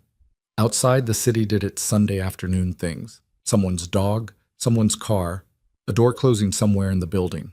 Victoria looked at the photographs and Logan looked at her, looking at them. And something was happening in the room that wasn't dramatic, wasn't cinematic, but was the kind of real that settles into the body and stays there. Logan? She looked up. Why do you think you ended up here? On this specific job? Referral, he said. Friend of a friend. I know, but... She stopped. I don't believe in neat explanations for things. I think coincidence is usually just pattern we haven't identified yet. But this is... She gestured at the photographs. This is a lot of pattern. 2 women started something in that house and didn't finish it, he said. And now their kids are finishing the house. And figuring out each other at the same time. Yeah. She looked at him. Something shifted in her expression. The last of the managed distance. The careful professional composure. Moving aside like furniture being rearranged to make room for something. She looked in that moment exactly like the woman in the photograph. Young, real, caught in the middle of something she hadn't planned. I've been very slow about this, she said. I know. For good reasons. I know that too. But I'm aware that good reasons can become a permanent excuse if you let them. She looked at the photographs one more time. Our mothers didn't finish what they started because life got in the way, or people got in the way, and then they ran out of time. She paused. I don't want to run out of time. Logan said nothing. He waited. I'm not saying I know what this is, she said carefully. I'm saying I don't want to keep not finding out because I'm afraid of what it might cost me. Okay, he said. Okay, she said, and she meant it differently than she had the last time she'd said it, and they both knew that. The meeting with Damian Cross was 2 days later. Victoria held it at Sterling Property Group's downtown offices rather than at her apartment or the Caldwell house. Neutral professional ground, her territory by definition, with her legal team present and her CFO across the table. Logan was not in the meeting. That had been a deliberate decision, and the right one. His presence would have signaled too much, given Cross exactly the confirmation he was looking for about the nature of Logan's involvement. Instead, Logan was at the Caldwell house, alone, finishing the trim work in the back bedroom. He worked with the focused quiet of someone who needed his hands occupied. Victoria had given him a simple instruction before the meeting. I'll text you when it's done. He worked for 3 hours. He finished the back bedroom trim. He started on the hallway baseboards. He made coffee on this camp stove in the kitchen and stood at the soapstone counter drinking it, looking out the new window over the backyard. The window he and Ray had rebuilt from the sash up. Weighted correctly now. Balanced. The kind of work that would outlast everyone currently standing in the room. His phone buzzed at 2:14 in the afternoon. It's done. He looked at the message. Done how? He typed. Done entirely. Come to the house when you can. I want to tell you in person. He drove from the Caldwell house to the Sterling Property Group offices in 14 minutes, which was technically possible if you took the back roads and didn't worry too much about yellow lights. Victoria was in the lobby when he arrived, which meant she'd been watching for him. Her legal team was still visible through the glass conference room doors at the back, 2 of them still at the table, gathering documents. Her CFO was on the phone. Cross and his associates were not present. She looked. He searched for the word and settled on clear. like after weather. Tell me, he said. He arrived exactly on time, which I've noticed predatory people often do. It's a control mechanism. His two associates were with him, same as before, very polished. They had an updated version of the deposit transfer documents. She paused. He made the case for the investment for about 20 minutes. Very good presentation. And then he told me he had a concern he wanted to raise as a friend. Because he considered himself a friend at this point, he said, about external influences that might be operating from personal interest rather than my interest. The argument about me. He spent 5 minutes on it. It was very careful, very kind-seeming. He said he'd heard some things from mutual contacts about my relationship with my contractor, and he was concerned that I was getting advice that was emotionally rather than financially motivated. He said he'd seen this kind of situation before, a professional relationship becoming personal in ways that complicated judgment. She paused. He said it all with genuine seeming concern. He's very good. What did you do? I let him finish. Then I asked him which mutual contacts had been sharing information about my personal life because I wanted to thank them for their concern. She said this flatly, without performance. He deflected. So I thanked him for raising the issue and told him I'd taken it seriously and investigated thoroughly. And I told him I'd also taken seriously the information my contractor had shared with me about 4 previous investment targets in the Southeast, whose deposits had been absorbed into projects that never materialized, and the 3 consulting firm names he'd operated under in 11 years, and the fact that Meridian Advisory Group's Charlotte address was a mail forwarding service. She paused. Then I put a folder on the table. My legal team had assembled it. Everything we'd documented, every communication, every red flag, the pattern analysis, the information about the previous targets. Logan was very still. How did he react? He was quiet for about 4 seconds, which was the only moment in the entire interaction where I saw something real on his face. She looked at Logan directly. Fear. Just for a second. Then it closed back up and he started to speak. Something about misunderstandings, context, his willingness to answer any questions, and I put the transfer documents on top of the folder. She reached into her jacket pocket and pulled out a single torn strip of paper, the corner of a document, the kind of corner that has a signature line. She put it on the table between them. I tore up the contract in front of him, she said, and I told him to leave my building, and that if he or either of his associates contacted me, anyone on my staff, or anyone in my personal life again, the folder would go to the FBI's Financial Crimes Division and the North Carolina Attorney General's office simultaneously. Logan looked at the torn corner of the document. Did he leave? He left. A pause. Quietly. Which somehow made it worse, watching him just pick up his things and go, very calm, very contained, like a man who's calculated that this particular play didn't work and he'll find another one. Her voice was steady, but he could hear something under it. He's going to do this to someone else. Marcus is working on it. The documentation we built might help make a case even without you as the complainant. I want to be the complainant. She said it with a firmness that hadn't been there 30 seconds ago. I've been thinking about it. The women who didn't report, I understand why. But I have resources they might not have had. I have a legal team and a platform and the ability to absorb the exposure. If I don't use those things, what are they for? She looked at him. Marcus's contact in Atlanta. Can you connect me? Yes. Good. She breathed out slowly. It's over.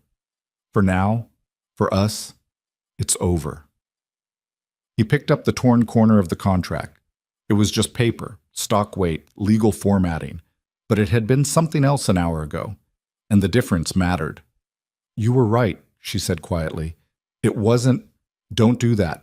Don't minimize it. You were right, and you moved before I asked you to, and it mattered. She looked at him steadily. You matter. I want to be clear about that. Whatever this is, whatever we're figuring out, you matter to me. Not because of the house, and not because of Cross, and not because of what I found out about our mothers. Why then? She considered it, seriously, the way she considered things that deserved a serious answer. Because when I'm in a room with you, I think more clearly, she said. Not less. That's not nothing. After Preston, I assumed that caring about someone meant losing the thread of yourself, becoming someone's narrative. And she stopped. You've never once asked me to be a different version of myself. Why would I? Preston had about 12 reasons. Preston sounds like someone who needed the people around him smaller than they actually were. She was quiet for a moment. Yes, that's exactly what he was.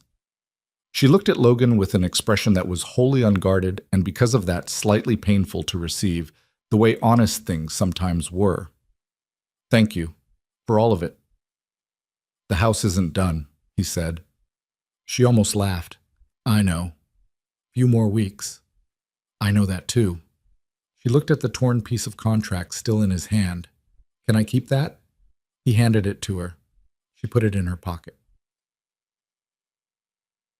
That evening, Logan picked up Ellie from the neighbor who watched her on late days. And on the drive home, Ellie asked, the way she asked things, directly, without preamble, "Is Victoria okay?" Logan glanced at her in the rear view. "Why do you ask?" "Because you look like how you look when something bad almost happened but didn't. Like when the tree branch almost fell on the truck last winter." She was examining her thumbnail with the focused consideration of someone doing analysis. Did something bad almost happen to her? Yeah, but it didn't. Because of you. Because of her, mostly. I just helped. Ellie thought about this. She's tough, she said approvingly. I can tell. She's the kind of tough that doesn't show until you need it. Logan drove and thought about a woman who had sat in an antique store and said, I almost wish that weren't a joke, and who had torn up a contract in front of a man who'd spent months manipulating her, and who had said you matter to me with the straightforward difficulty of someone saying something true that costs something. Yeah, he said to his daughter. That's exactly what she is. Ellie nodded, satisfied. She went back to examining her thumbnail. Outside, the mountains of western North Carolina were doing their October thing in the last of the light. The ridgelines dark against a sky that hadn't decided yet whether to be purple or gray. And Logan drove home through the familiar road thinking about photographs from 1981 and two women who had stood in a house with plans they never got to finish and the strange patient way that some things wait to be completed. He thought about what Victoria had said. I don't want to run out of time. Neither did he. Neither did he. The arrest happened on a Thursday morning, 6 weeks after Victoria walked out of the Sterling Property Group conference room with a torn contract in her pocket. Logan found out the way most people find out about things they've been waiting on. Not dramatically, not with a phone call at a significant hour, but with a text from Marcus at 7:43 in the morning while he was standing at his kitchen counter eating toast over the sink because he hadn't gotten around to buying a new plate after Ellie had broken the last one 2 weeks ago, and neither of them had mentioned it. Cross is in custody. Charlotte Field Office picked him up this morning. 3 counts wire fraud, 2 counts interstate fraud. Your friend's documentation was part of the package. There's at least one other victim who agreed to come forward once she knew she wasn't alone. More may follow. Logan read it twice, set the toast down on the edge of the sink, stood in his kitchen in the early morning quiet. Ellie's cereal bowl still on the table, her backpack by the door, the sounds of her getting ready for school filtering down from upstairs, and felt something release in his chest that he hadn't fully realized he'd been holding. He forwarded the message to Victoria with no caption. Her reply came 11 minutes later. I know, my legal team called at 7. I've been sitting with it. A pause, then another message. Come to the house today if you can. I want to be there when I process this. He texted Ray to handle the morning and drove to the Caldwell house. She was already there when he arrived, sitting on the porch steps in the November cold with her hands around a coffee cup that had probably gone cool, wearing a coat she'd left at the house weeks ago and never taken home. She looked at him when he came up the drive, and he searched for it, like someone who had put something heavy down and wasn't quite sure yet what to do with her hands. He sat beside her on the steps. She handed him the coffee. He drank it, which was cold, and didn't say anything about it being cold. 4 other victims came forward, she said. My attorney called with an update an hour ago. The documentation we put together apparently gave the field office enough of a structural map of the pattern that the other women had something to point to. Something that said, this is what it looked like when it happened to me too. She paused.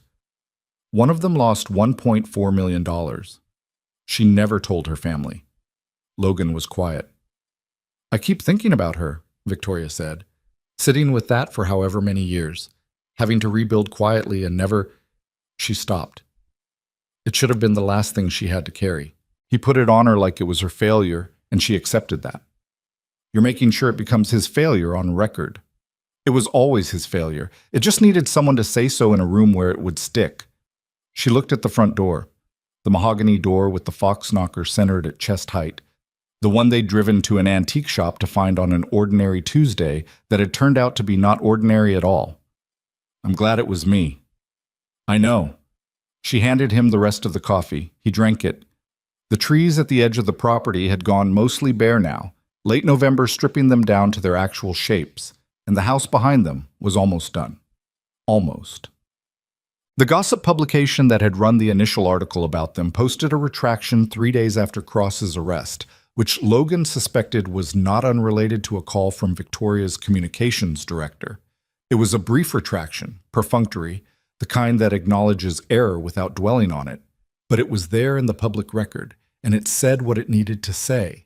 The previous characterization of Ms. Sterling's personal life had been speculative and unsupported, and the publication regretted the implication.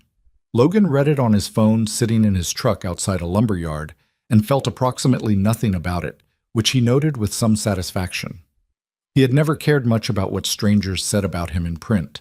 What had mattered to him during those weeks was whether the people he was responsible for, Ellie, his crew, Victoria, were being made to pay for his proximity to something complicated. They hadn't been. The retraction was just paperwork confirming what had already been true. Ellie, when he told her about the retraction, said, "Was there an article about you?" "About both of us. Me and Victoria, a while back." She thought about this. What did it say? That we spent a lot of time together. Made it sound like more than it was. Ellie gave him the measured look she'd been perfecting since she was approximately 5 years old. Was it more than it was? Logan looked at his daughter across the kitchen table. "It's getting there," he said. Ellie nodded like this was precisely what she'd expected and turned back to her homework. The final weeks of the renovation had a quality that Logan associated with the end of any long project. A mix of satisfaction and something like grief, because you'd spent long enough in a place that leaving it felt like a small loss even when the leaving was the point. He'd felt it before on other houses, but not like this. This one was different in ways he'd stopped pretending to be objective about. He and Ray finished the upstairs hallway on a Monday. Deontay completed the kitchen tile on a Wednesday. The painting crew, a team Logan had worked with for years, husband and wife operation out of Weaverville, came through in the final week and did the interior in the colors Victoria had chosen over months of deliberation. A warm white for the main rooms, a deep muted blue-green for the library that picked up the color of the soapstone counters, a soft ochre for the back bedroom that Logan had initially been skeptical about and had been completely wrong to be skeptical about. It was exactly right. He installed the last piece of original hardware, a brass mortise lock on the library door cleaned and rekeyed, the mechanism smooth after a few hours of patient work, on a Friday afternoon. He stood in the doorway of the library and looked at the room, the window trim, the floor, the medallion he and Ray had spent 3 days restoring on the ceiling, the built-in bookshelves they'd rebuilt from the original configuration, the afternoon light coming through the new glass in the old frames. It was the best room he'd ever finished. He stood there for a while, alone, and let himself have that. Then he texted Victoria, "Library is done. Come see it when you can." She came the next morning, early, before the light had fully settled into the day. She walked into the library and stopped in the middle of it and turned slowly, looking at all of it, and she was quiet for long enough that Logan, standing in the doorway, had time to think about several things and decide not to say any of them. Finally, she said, "My mother would have loved this room." "Yeah," he said. "I think she would have." She turned to look at him. Her eyes were bright in a way that she probably would have preferred not to show, and he pretended not to notice, because that was the decent thing to do. "The house is almost done," she said. "Week, maybe 10 days for punch list." And then you're finished. The word landed between them with more weight than it should have carried. Finished was the professional word, the contractual word, the word that meant the job was complete and the relationship it had structured would need to restructure itself or end. They both heard it the same way. The work is finished, he said carefully. That's not the same thing. She looked at him. No, she said. It's not. He found the photograph frame at an art market on a Saturday in late November, 3 weeks before they were scheduled to do the final walkthrough. It wasn't fancy. Dark walnut, clean lines, the right proportions. The kind of frame that didn't perform, just held. He bought it, took it home, and spent a Sunday afternoon in his workshop with the 3 photographs from the root cellar, high-resolution scans he'd had made at a print shop, and the patience that his work had trained into him over more than a decade. He chose the porch photograph. Rose and Clara, October 1981, both of them laughing at something outside the frame. 2 young women at the beginning of something before the world had gotten in the way. He matted it carefully, centered, with room around the image that gave it the weight it deserved. Framed it, set it on the workbench, and looked at it for a while. It was a good photograph, not because of its technical qualities, the composition was slightly off, the way candid photographs often were, but because of what was in the people, the ease of them, the way they stood next to each other like they'd been standing next to each other for years and expected to keep doing so. The specific lightness of 2 people who believed in what they were building together. He wrapped it in brown paper and set it in the truck. Ellie had been working on her project for 6 weeks without telling him what it was. This was unusual. Ellie normally narrated her projects extensively, providing progress updates whether he asked for them or not. The silence around this particular piece of work had been notable, and when he'd glanced at it once on her workbench, she'd covered it quickly with a cloth, he'd caught only the impression of something small and rounded, carved from a pale wood he didn't immediately recognize. She was protective of it in the way she was rarely protective of things, which meant it was for someone specific. He didn't push. He'd learned, in 8 years of solo fatherhood, that some things needed the room to finish becoming before you asked what they were. The final walkthrough was scheduled for a Saturday morning in December. Logan arrived early before Victoria, the way he always had. He walked through the house alone one last time, not checking for problems. There were no problems left, just walking. The parlor with its restored plaster and the morning light moving across the original fir floor. The kitchen with its soapstone counter and the window over the backyard where he'd stood drinking cold coffee the morning after the arrest. The staircase, solid and beautiful, each baluster fitted by hand. The upstairs rooms, each one done, each one right. The library last, standing in the doorway the way he'd stood 6 months ago when the walls were still open and the ceiling medallion was crumbling and the room smelled like a century of dust and closed windows. What it smelled like now was wood and linseed oil and the faint mineral cool of old plaster, and it was quiet in the way that finished rooms are quiet, like the work is done and the space is resting, waiting for the life that will fill it. He went back downstairs and stood on the porch. Victoria arrived at 9. She came up the walk and stopped at the bottom of the porch steps and looked at the front of the house the way people rarely let themselves look at buildings. Not as an inventory, not as a transaction, but as something real.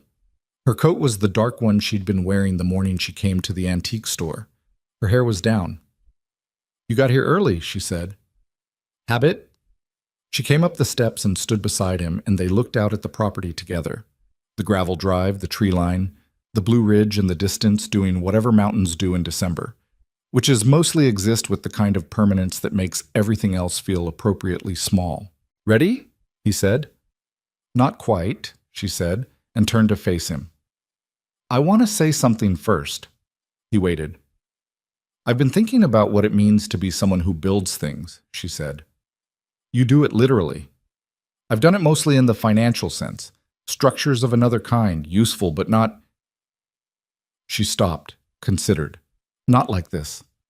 Not the kind you can stand inside and feel." She looked at the door. "Working with you this year, watching how you think about what's wrong with something and how to make it right, not cosmetically right, actually right, in the bones. I've been trying to apply that to other things, things that aren't houses. She paused. I haven't been especially good at letting things be actually right rather than just functional.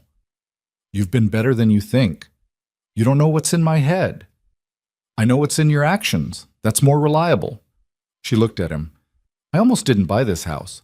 I sat in the auction, and I had a reason to let it go every 30 seconds, and I kept not letting it go, and I still can't entirely explain why. A pause.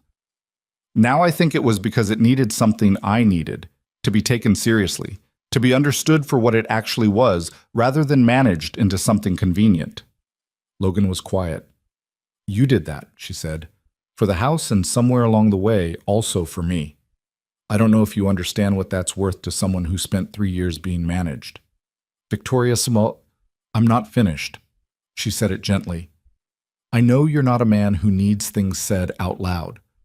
I know you've probably already calculated where this is going, and you're comfortable letting it arrive at its own pace, which is one of the things I find both deeply reassuring and occasionally maddening about you. She almost smiled. But I've spent enough of my life not finishing things. I'd like to finish this sentence. A beat. I love you. Not because of the house, and not because of our mothers, and not because you helped me with Cross, though all of those things are part of knowing you. I love you because you're someone I want to have around when things are good, and I want to have around when things are hard. And those are usually two different categories of person for me, but they're not with you.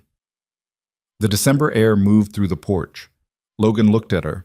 This woman who'd bought a house at an auction she almost left, who'd laughed in an antique store and then told the truth by accident and spent months not running from what it meant, who'd sat across from a sophisticated predator and torn up his contract in front of him, who stood in a library and cried in a way she'd hoped he wouldn't notice, and who had just said, plainly and without performance, the thing that both of them had been building toward for a year. I know, he said. She blinked. I've known for a while, he said. I was waiting for you to know it too. She stared at him for a moment, then, that is the most infuriating thing anyone has ever said to me. Probably. And also, she stopped. The thing that came before a smile became the smile. And also completely consistent with who you are, which is why I can't even be properly annoyed about it. He took one step, and she didn't move back, and the space between them closed in the unhurried way of two people who have been moving toward each other for a long time and have finally run out of reasons to be patient about it. He put his hands on either side of her face, and she leaned into that, and he kissed her the way you do something you've been thinking about long enough that there's no performance left in it, just the thing itself. It wasn't smooth. Her nose bumped his cheek at the start, and they adjusted, and she laughed a little against his mouth, quiet and real, and then it was right. It was very right. When they stepped back from each other, she looked at him with an expression he'd never seen on her face before. Unguarded in a way that wasn't frightened, open in a way that wasn't vulnerable. Just present. Just her, without the management. Okay, she said, for the third time with the third meaning. Okay, he agreed. Welcome. He went to his truck and came back with two things. The first was the framed photograph. He handed it to her on the porch without preface, and she took the brown paper off carefully and held it for a long time, looking at it, and he let her. She traced the edge of the frame once with one finger. She didn't say anything, and he understood that she didn't need to, that some things don't get improved by words. She carried it inside, set it on the mantelpiece in the parlor, leaning against the wall where a proper hook would go once she'd decided exactly where she wanted it. She stepped back and looked at it in the room. That's where they should have ended up, she said quietly. Together. Here. They got here eventually, Logan said. Just took a generation. She looked at him sideways. That's almost poetic. Don't tell anyone. I have a reputation. She almost laughed, which was better than a laugh. The second thing from the truck was a call to Ellie. He'd left her at home that morning with his neighbor, Mrs. Patterson, who was reliable and fond of Ellie and could be counted on not to let her eat only cereal for 3 hours. But he'd told Ellie the night before, when I call, be ready. And Ellie, who had absorbed the significance of this particular Saturday without being told the specifics, had nodded with the gravity of a child who understands that certain mornings are important for reasons adults don't always fully explain. He called at 9:45. Ellie picked up on the first ring. "Ready?" she said. "Mrs. Patterson can drive you?" "She already has her keys." A pause. "Is the house done?" "Almost." "Almost how?" "There's one thing left. You'll see when you get here." He heard Ellie relay this to Mrs. Patterson in the background, and the sound of a coat being grabbed, and the door. 30 minutes later, Mrs. Patterson's Subaru came up the gravel drive. Ellie got out with her backpack, which she was clutching with both arms in a way that meant the thing inside it mattered. She looked at the house, the whole front of it, the way you look at something you want to remember. And then she looked at Victoria standing on the porch, and she said, with a directness that made Mrs. Patterson pretend to find something interesting in her rear-view mirror, "You're happy." Victoria looked at her. "Yes. Both of you." "Yes," Logan said from the doorway. Ellie considered this for a moment, the way she considered things. Then she nodded, satisfied, and came up the porch steps. She unzipped the backpack carefully. Inside, wrapped in a piece of flannel that Logan recognized as the remnant from an old shirt of his, were two small carved birds. She held one in each palm and looked at them for a moment. The critical, unsentimental look of a craftsperson checking her work. They were wrens. Small, compact, wings folded close to the body. Not perfect. One had a slight asymmetry in the tail that listed slightly left, and the other had a rough spot near the head where she'd corrected a gouge, but real. Present. The kind of imperfect that is more interesting than perfect because it's honest. She'd been working on them since October, he realized. Since before he and Victoria had said anything out loud. Since before the arrest and the retraction and the morning on the porch when the distance between them had finally closed. Ellie had looked at the two of them and done her analysis and started carving. She held one out to Victoria. "This one's yours." Victoria took it with both hands. She looked at it for a long time. When she looked up, her eyes were doing the thing that Logan had pretended not to notice in the library, and this time he pretended not to notice again because it was the right thing to do. "She's been working on those since October," Logan said quietly. "I know what I see," Ellie said without apology. She handed the second bird to Logan. "And that one's yours. They're supposed to be together. That's why I made two." Victoria looked at Ellie. "Did you make them the same?" "Almost." Ellie pointed to the slight tilt in the tail of Victoria's bird. "Hers lists a little, and yours has that rough patch," she said to Logan. "I thought about fixing them, but then I thought, things that have been worked on show it. That's not bad. That's just honest." Logan looked at his daughter.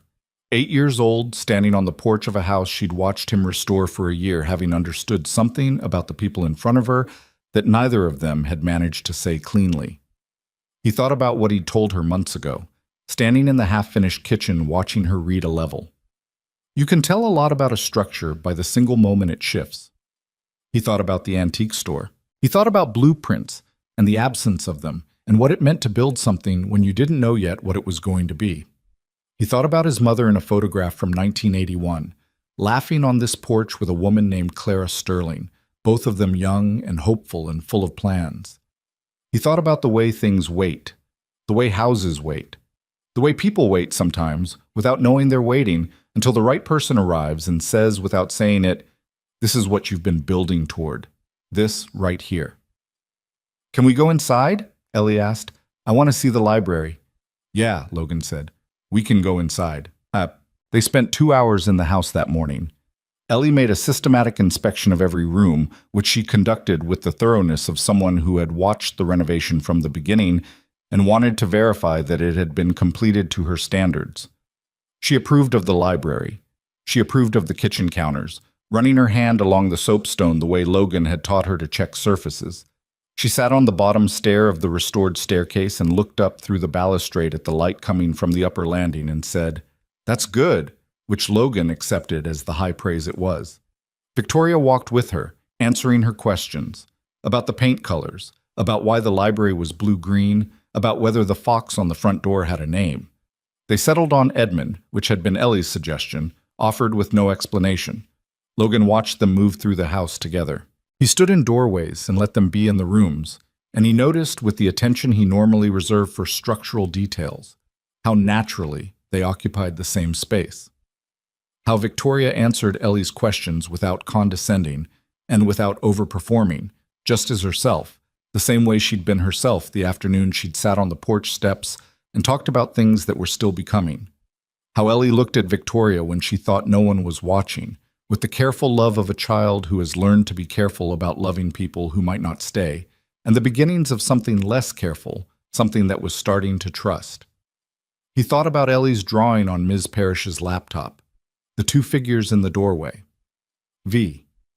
He thought about the things children understand before adults admit them. At 11 o'clock, Victoria made coffee in the kitchen, real coffee, from the machine she'd brought, and set on the soapstone counter. And the three of them stood in the finished kitchen and drank it. Ellie with the hot chocolate Logan had brought in a thermos, and nobody said anything particularly significant. That was the thing that he kept coming back to, later, when he thought about that morning. The silence was comfortable. Not the weighted silence of two people managing distance, not the careful silence of people who haven't yet figured out what they are to each other, but the ordinary silence of people who are somewhere they want to be, with people they want to be with, and don't need to fill it with anything. That kind of silence is harder to arrive at than most people realize. He'd spent years in silence that wasn't comfortable. He understood the difference. The professional close of the renovation happened the following week. A final walkthrough with Victoria's property manager, a punch list with 3 minor items that took an afternoon to resolve, paperwork and sign-off, and the administrative finality of a completed contract.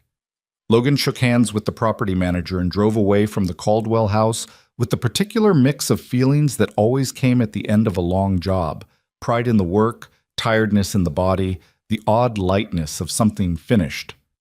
He was 4 miles down the road when his phone rang. Victoria. "Your Fox knocker sounds very authoritative," she said. "I knocked with it for the first time this afternoon, and it has real weight." "That's the point." Edmund makes a statement. He does. A pause. "I've been thinking," she said, "about what comes next." "For the house?" "For everything." She was quiet for a moment, in the way she was quiet when she was working through something real. "I don't want to stay in the apartment. I want to live in the house. I've been ready to live in it for months, but I kept telling myself I was waiting for it to be done. And now it's done. And I realized I was actually waiting for something else." Logan drove. The mountains ran along the horizon in the way they always did, indifferent and permanent. "What were you waiting for?" he said. "For it to feel like a home and not just a house. And I think—" She paused. "I think a house becomes a home based on who's in it. Not just who lives there, but who belongs there. Who it's for." Another pause. "I want it to be for us. You and Ellie and me. I know that's not a small thing to say, and I know it doesn't happen on a single Saturday morning, but I wanted to say it out loud before I talked myself into waiting longer." Logan drove for a few seconds without speaking. Through the windshield, the road curved up through the hills in the way it always had. "Ellie's going to want her own space for carving," he said. A pause. "The back porch has good light in the afternoons. She'll want to put things on the walls. The back bedroom has plaster that'll hold a nail. She snores sometimes. I do too. Preston told me it was unladylike, which is one of approximately 8,000 reasons Preston is no longer relevant to my life." Logan almost drove off the road because he was laughing, which was not a thing that happened to him often while driving. He recovered. "Okay," he said. "Okay what?" "Okay, yes, to what you're suggesting." A pause. "Just like that?" "I've been thinking the same thing for months. I was waiting for you to say it first because you needed to say it first." Silence. "You knew again," she said. "I had a strong intuition." "Logan, Victoria, you are—" She stopped. "Never mind. Come for dinner Sunday. Bring Ellie. I'll cook something, or I'll order something, and let's not pretend I'm going to cook, and we'll talk about what actually next looks like. I'll bring dessert. Something good. Always." She hung up. He drove the rest of the way home with the windows down in the December cold, which was objectively a bad idea, and felt exactly right. Mott, there's something nobody tells you about putting a broken thing back together. And I mean really putting it back, not patching the surface and calling it done. The real work, the slow work, the kind where you have to understand what went wrong before you can fix anything, and understanding takes longer than fixing, and the whole process is uncomfortable in a way that doesn't resolve quickly. Nobody tells you that the thing you rebuild isn't the same thing you had before. It can't be. The damage happened. The years happened. The people who walked through it while it was broken left their marks in ways that a renovation can account for but can't erase. What you end up with is something that carries its history honestly. The old fir floors with their repaired sections showing slightly different grain. The plaster walls with the hairline shadows of cracks that were filled and painted, but are still there in the right light.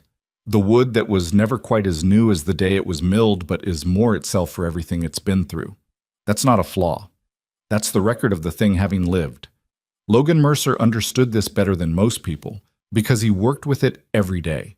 He knew that the houses people valued most were rarely the untouched ones.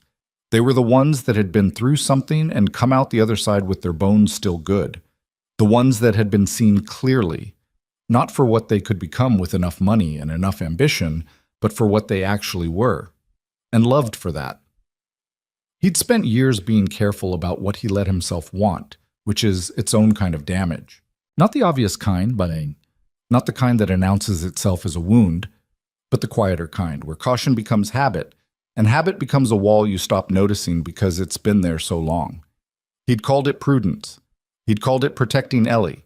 He'd called it a lot of things that weren't entirely wrong, but weren't the whole truth either.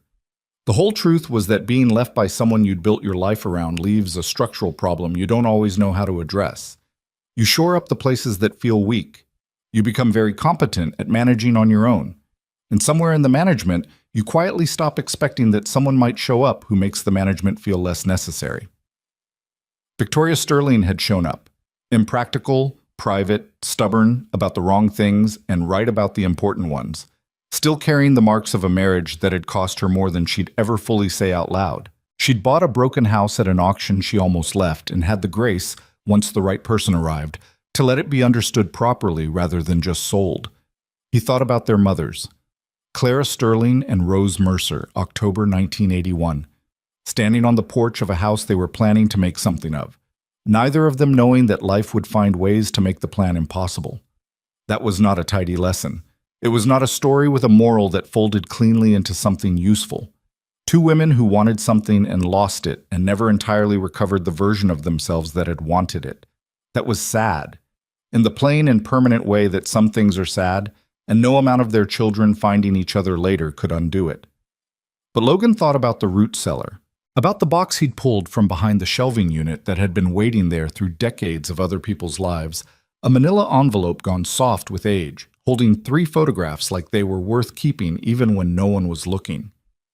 He thought about the fact that the house had been sitting all those years with those photographs inside it, holding them without knowing why. The way places sometimes hold things without knowing why, until the right person arrives to understand what they mean. Maybe some things pass forward rather than backward. Maybe the version of the dream that Rose and Clara couldn't complete became something their children could reach. Not the same dream, something different, something that grew from the same ground. Maybe that's enough. Maybe that's more than enough. He thought it was.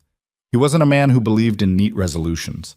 He'd torn out enough rotted foundations to know that the neat version of a story was almost never the true version. The true version had the difficult weeks and the things said wrong and the long silences that had weight to them and the moment on an apartment couch when she'd asked, "Do you?" and he'd said yes, and the whole room changed. The true version had Ellie's birds with their honest asymmetry and the cold coffee on the porch steps and the tear in the contract that lived now in the pocket of a dark coat hanging inside a door with a fox on it. The true version had Edmund, who made a statement.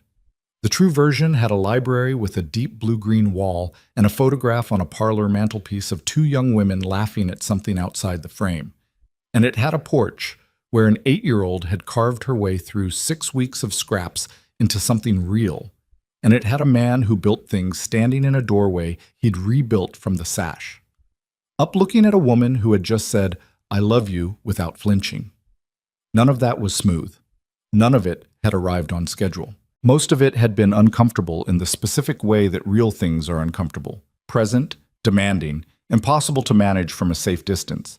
But there was Ellie, on the back porch of a house that was becoming a home, setting up her carving station in the afternoon light, already planning something new.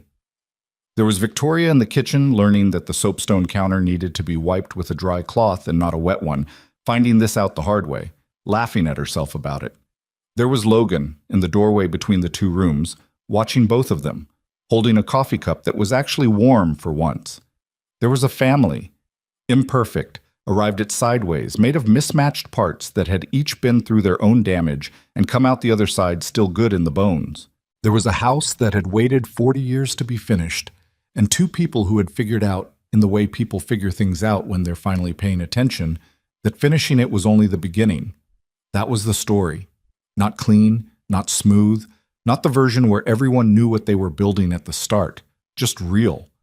Just true.